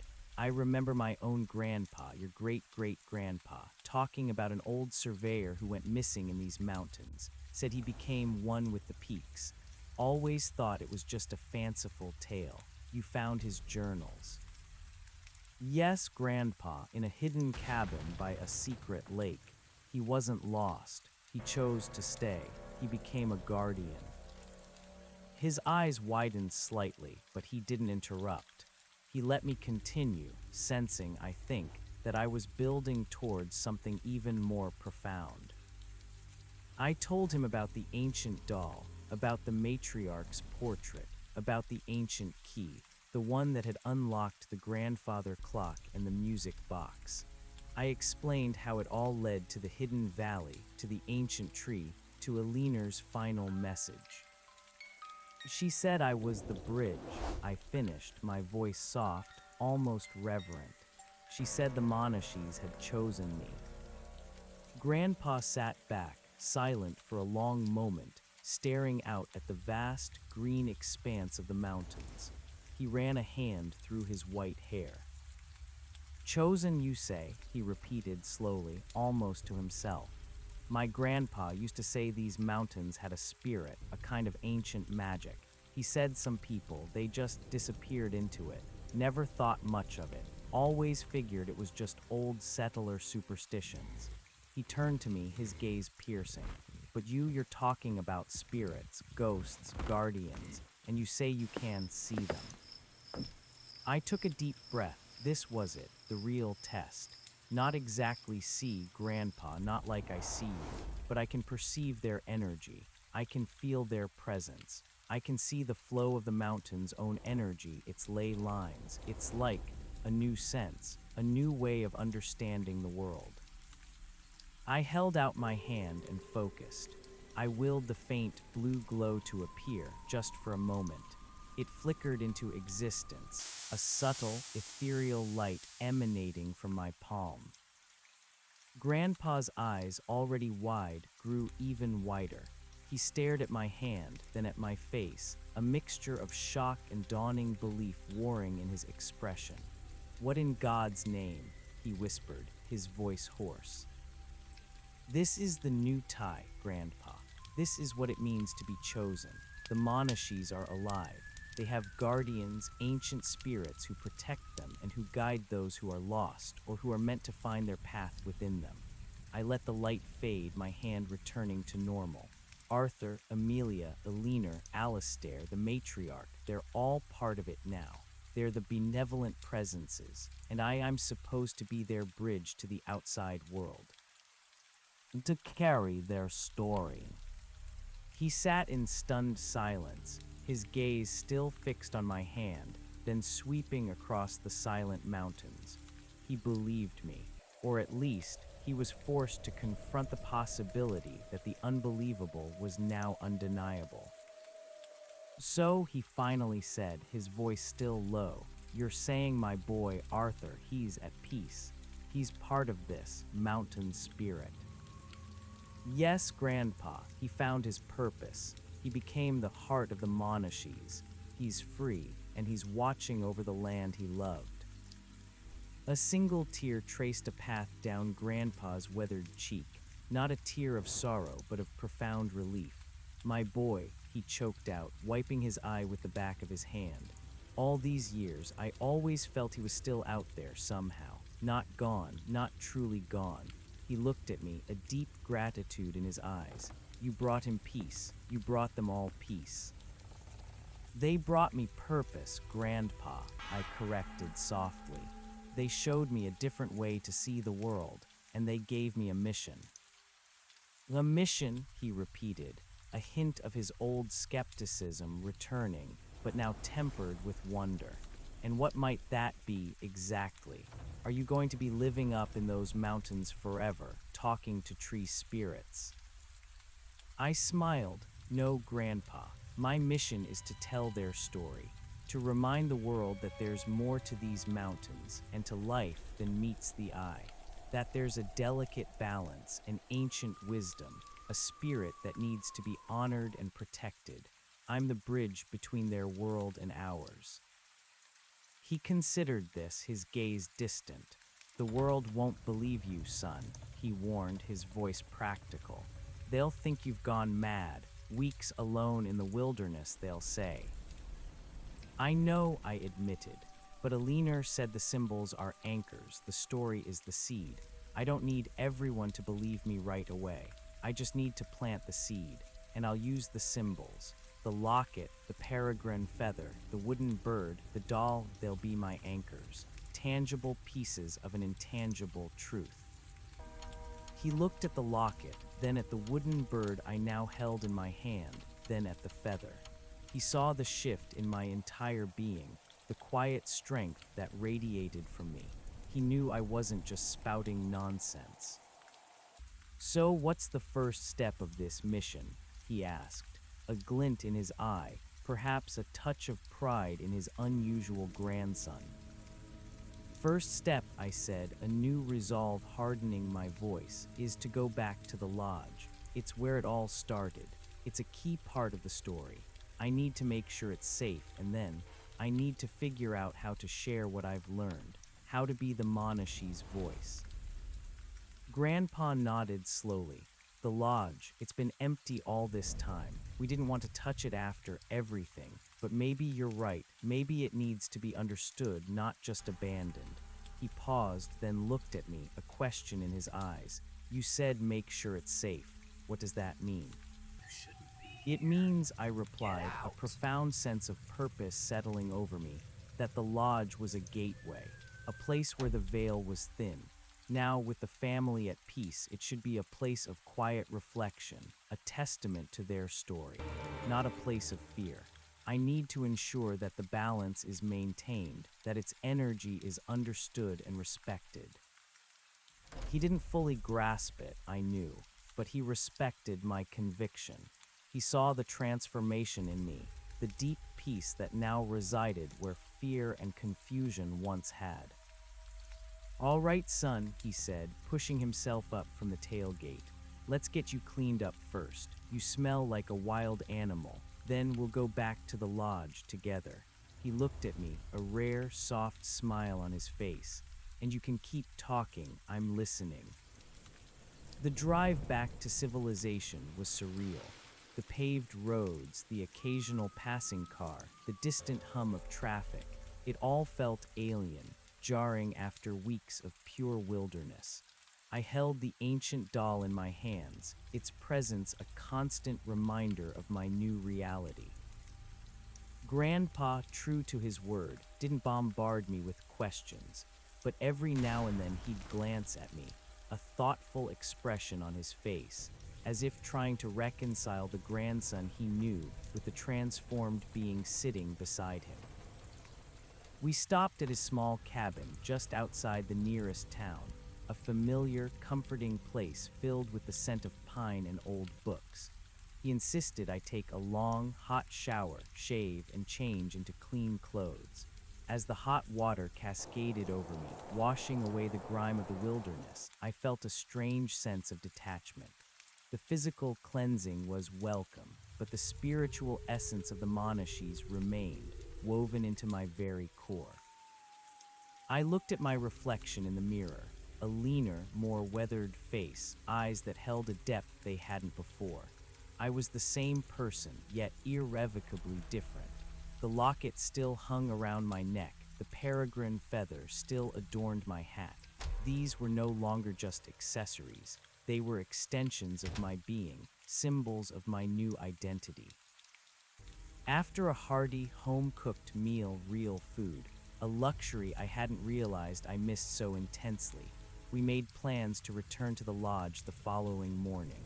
Grandpa insisted on stocking up on supplies, food, water, tools for any minor repairs the lodge might need.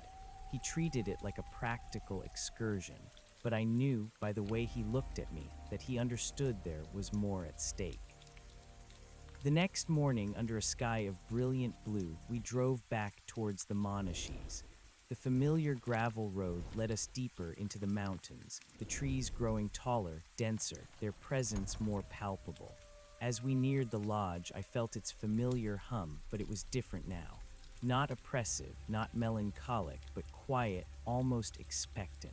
The lodge was waiting. We pulled up to the weathered porch. The building stood silent, looking exactly as I had left it weeks ago. But the oppressive sense of dread, the heavy cloak of sorrow, was gone. The air felt clear, crisp, almost breathable. The subtle blue shimmer, once a sign of trapped energy, was now a faint, benevolent aura, a testament to the peace that had settled within its walls.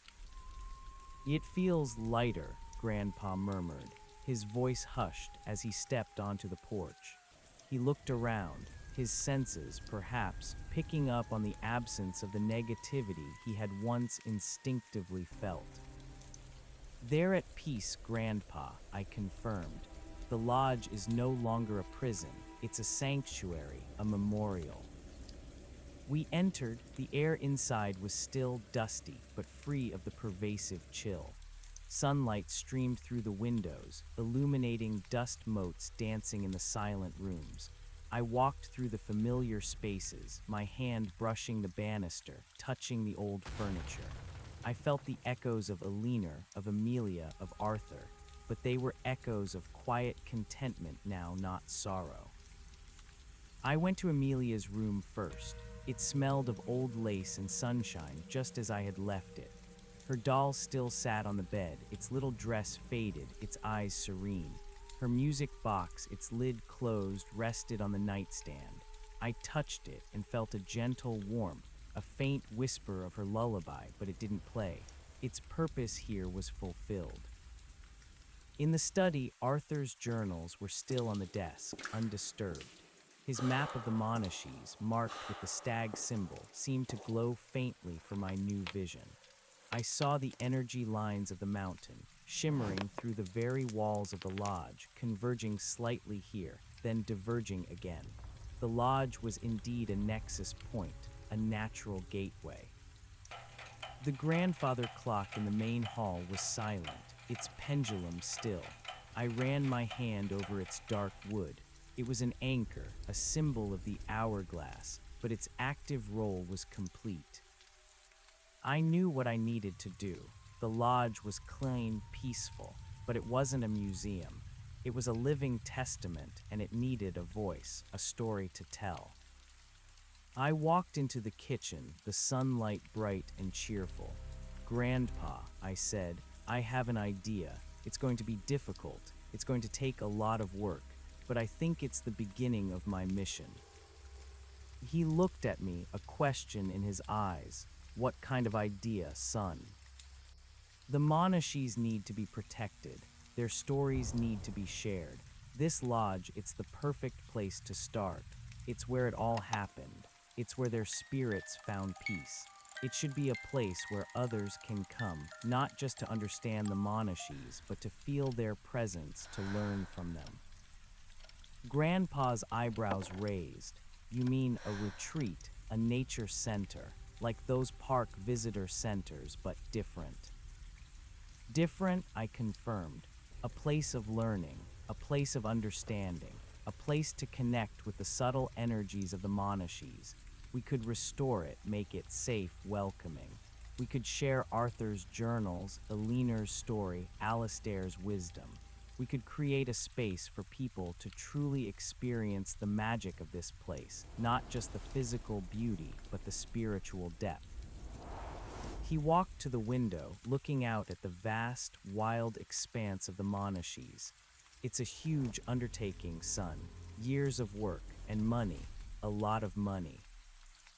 "I know," I said, undaunted, "but I have something invaluable. I have the story, I have the connection, I have a purpose, and I have you, Grandpa." He turned, a thoughtful expression on his face. "This mission of yours, it really means this much to you." "It's everything, Grandpa," I said, my voice firm, resolute. "It's what I was chosen for. It's how I honor them. It's how I protect the Monashees." He looked at me for a long moment, truly seeing me. He saw the strength, the conviction, the peace that now radiated from my being. He saw the new person I had become, forged in the heart of the wild. "All right, son," he said, a rare, proud smile touching his lips. "Let's get to work. We'll start by clearing out the debris, checking the roof. We'll make this lodge shine again, and then we'll figure out how to tell your impossible story." He paused, then looked at the wooden bird in my hand, then at the locket. "But where do we start? How do we even begin to share something so profound?" "We start small," I said, clutching the ancient doll still in my pocket, its stone eyes a silent guide. "We start by opening our doors, and then we let the Monashees speak for themselves, through me, through the stories, through the symbols." Grandpa nodded, a flicker of excitement in his eyes.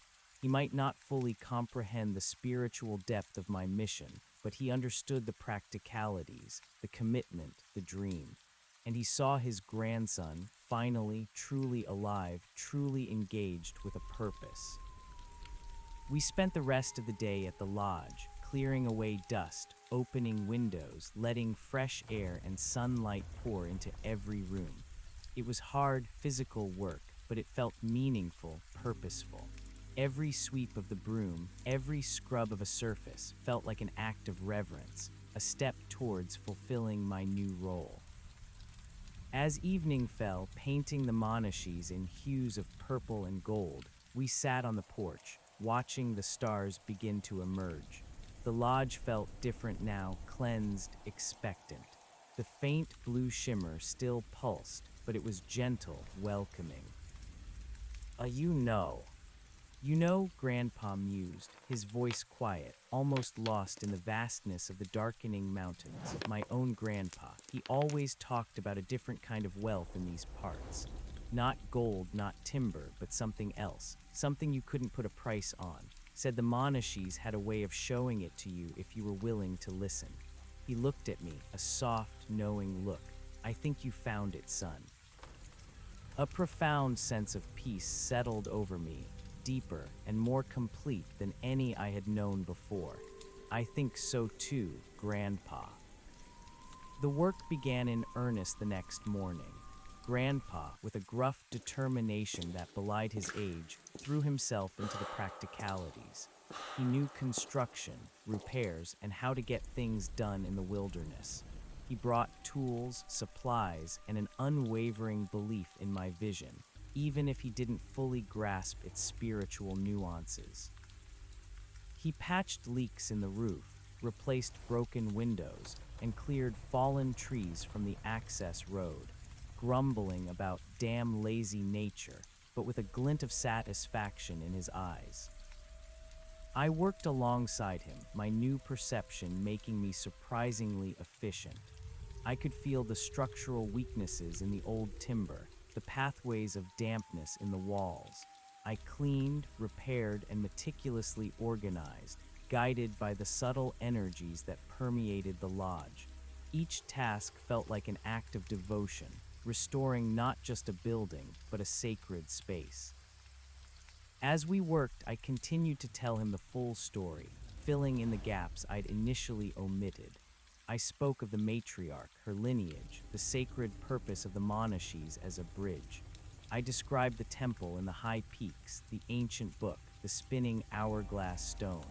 He listened, sometimes with a furrowed brow, sometimes with a quiet awe, but always with an open mind. He never once dismissed my experiences. Instead, he started weaving his own family's faint whispers of Monashees lore into my narrative, finding connections, validating my truth. One evening, after a particularly long day, we sat on the porch again, eating a simple stew. Grandpa pointed to the distant peaks, now bathed in moonlight. My grandpa said those mountains, they remember. Everything that happens here, it leaves a mark, a kind of echo. He paused, looking at me. You're saying you can hear those echoes now, aren't you? I nodded, the locket around my neck pulsing faintly. Yes, Grandpa, and they're not just echoes. They're the living memory, the living heart of this place. Within a few weeks, the lodge was transformed. It still retained its rustic charm, its history, but it felt vibrant, alive. The pervasive blue shimmer was now a warm, inviting glow. The oppressive sorrow was replaced by a gentle, welcoming presence, the integrated spirits of the guardians offering a silent benediction. My next challenge was how to share this, how to be the Monashees' voice without alienating the very people I sought to reach. Grandpa had a practical suggestion. Before you go telling everyone about glowing hands and mountain spirits, let's start with what people can see, the journals, the history, the beauty of the place itself. He helped me set up a small display in the main hall. Arthur's original journals, carefully preserved, lay open in a glass case, telling the tale of his ill-fated hunt and his eventual communion with the stag. Elinor's locket, now gleaming with a steady, soft emerald light, rested beside a framed copy of her poetic entries, speaking of comfort and connection. Amelia's doll, its stone eyes still, yet somehow vibrant, sat beside a description of her innocence and the healing power of lullabies. Alistair Finch's wooden peregrine falcon, now a beacon of subtle energy, was mounted on a small stand, accompanied by excerpts from his serene, nature-attuned writings. Each artifact was an anchor, a tangible point of entry into a world beyond the ordinary.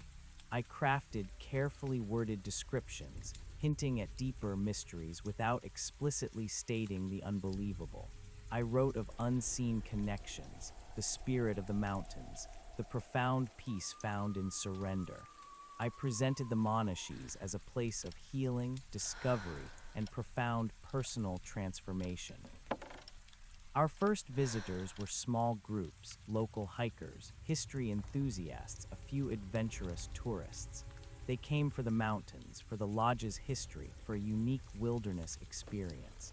I gave guided tour, sharing the family's story, weaving in the details from the journals. I spoke of Arthur's love for the Monashees, Eleanor's solace, Amelia's innocence, and Alastair's wisdom. I spoke of the land's ancient power, its ability to connect and to heal. I watched them, learning how to gauge their receptiveness. Some nodded politely, appreciating the history. Others, however, leaned in, their eyes alight with a nascent curiosity, a spark of recognition for something deeper. They felt the subtle shift in the air, the unusual calm of the lodge, the inexplicable draw of the ancient artifacts. They didn't see the shimmering energy lines or the glowing hands, but they felt something. They were feeling the echoes. They were beginning to listen. I learned to be subtle. Sometimes I would let my hand rest near Eleanor's locket, allowing its faint emerald pulse to resonate, drawing their attention. Other times I'd speak of the Monashees, living essence, and I could feel the mountains themselves respond. A gentle hum in the air, a subtle shift in the light that only some would notice.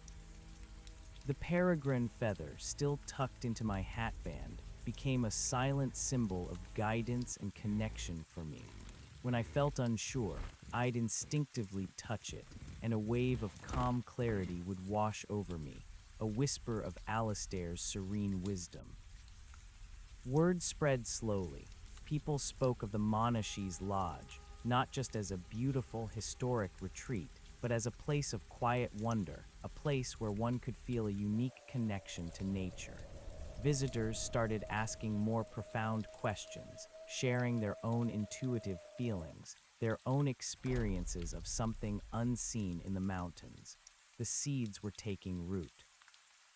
One cold autumn evening, months after my return, I sat on the porch with Grandpa. The Monashees were magnificent, their peaks dusted with the first snow, shimmering under a vast, star-strewn sky. A group of visitors, inspired by the stories, were quietly meditating in the main hall, drawn to the lodge's unique atmosphere.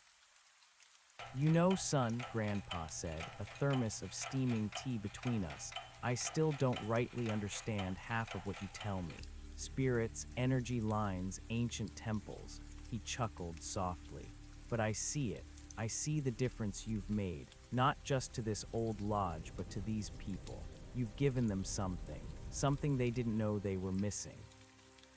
I smiled, a deep contentment filling me.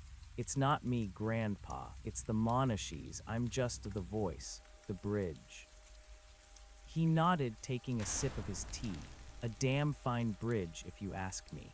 And a damn fine gardener, too, planting all these stories." He looked at me, a flicker of pride and wonder in his eyes. "So, what's next for this mission of yours? More lodges, more stories?" I gazed out at the infinite expanse of the Monashees, the shimmering energy lines now a permanent, beautiful part of my vision, stretching into the vast, unexplored territories. My journey to the temple had opened my eyes to the full network, and I knew there were other guardians, other nexus points, other stories waiting to be discovered, woven into the greater tapestry. "More than just lodges, Grandpa," I said, my voice filled with a quiet resolve, "and more than just stories. My mission is to ensure the Monashees are honored and protected, to help people remember their own innate connection to the living earth, to the spirit that flows through all things, to remind them that the veil isn't just a metaphor, but a thin membrane that separates worlds we can all learn to perceive." I reached into my pocket and pulled out the ancient doll. Its stone eyes seemed to catch the starlight, reflecting a timeless wisdom. This doll, this locket, the peregrine, they're not just relics of the past. They're keys to the future, keys to understanding who we are and our place in this profound living world. Grandpa reached out and gently touched the doll's wooden head, a gesture of reverence. My grandpa would have loved you, son. He would have understood. I knew he was right. My journey had been a path of rediscovery, not just for myself, but for the echoes of my own family's history, their forgotten connections to this land. I was the bridge, standing between the past and the future, between the seen and the unseen, between the wild heart of the Monashees and the human world. The task ahead was immense, stretching far beyond the walls of the lodge, reaching into the distant peaks and valleys. It would require patience, courage, and an unshakable faith in the invisible. But I was ready. I was strong. I was connected. And I was not alone. The silent chorus of guardians resonated within me, their wisdom guiding my steps, their peace a constant companion. The Monashees whispered their secrets, their ancient energy flowing through me, out into the world. And I, their chosen bridge, was finally, truly ready to speak. The story had just begun.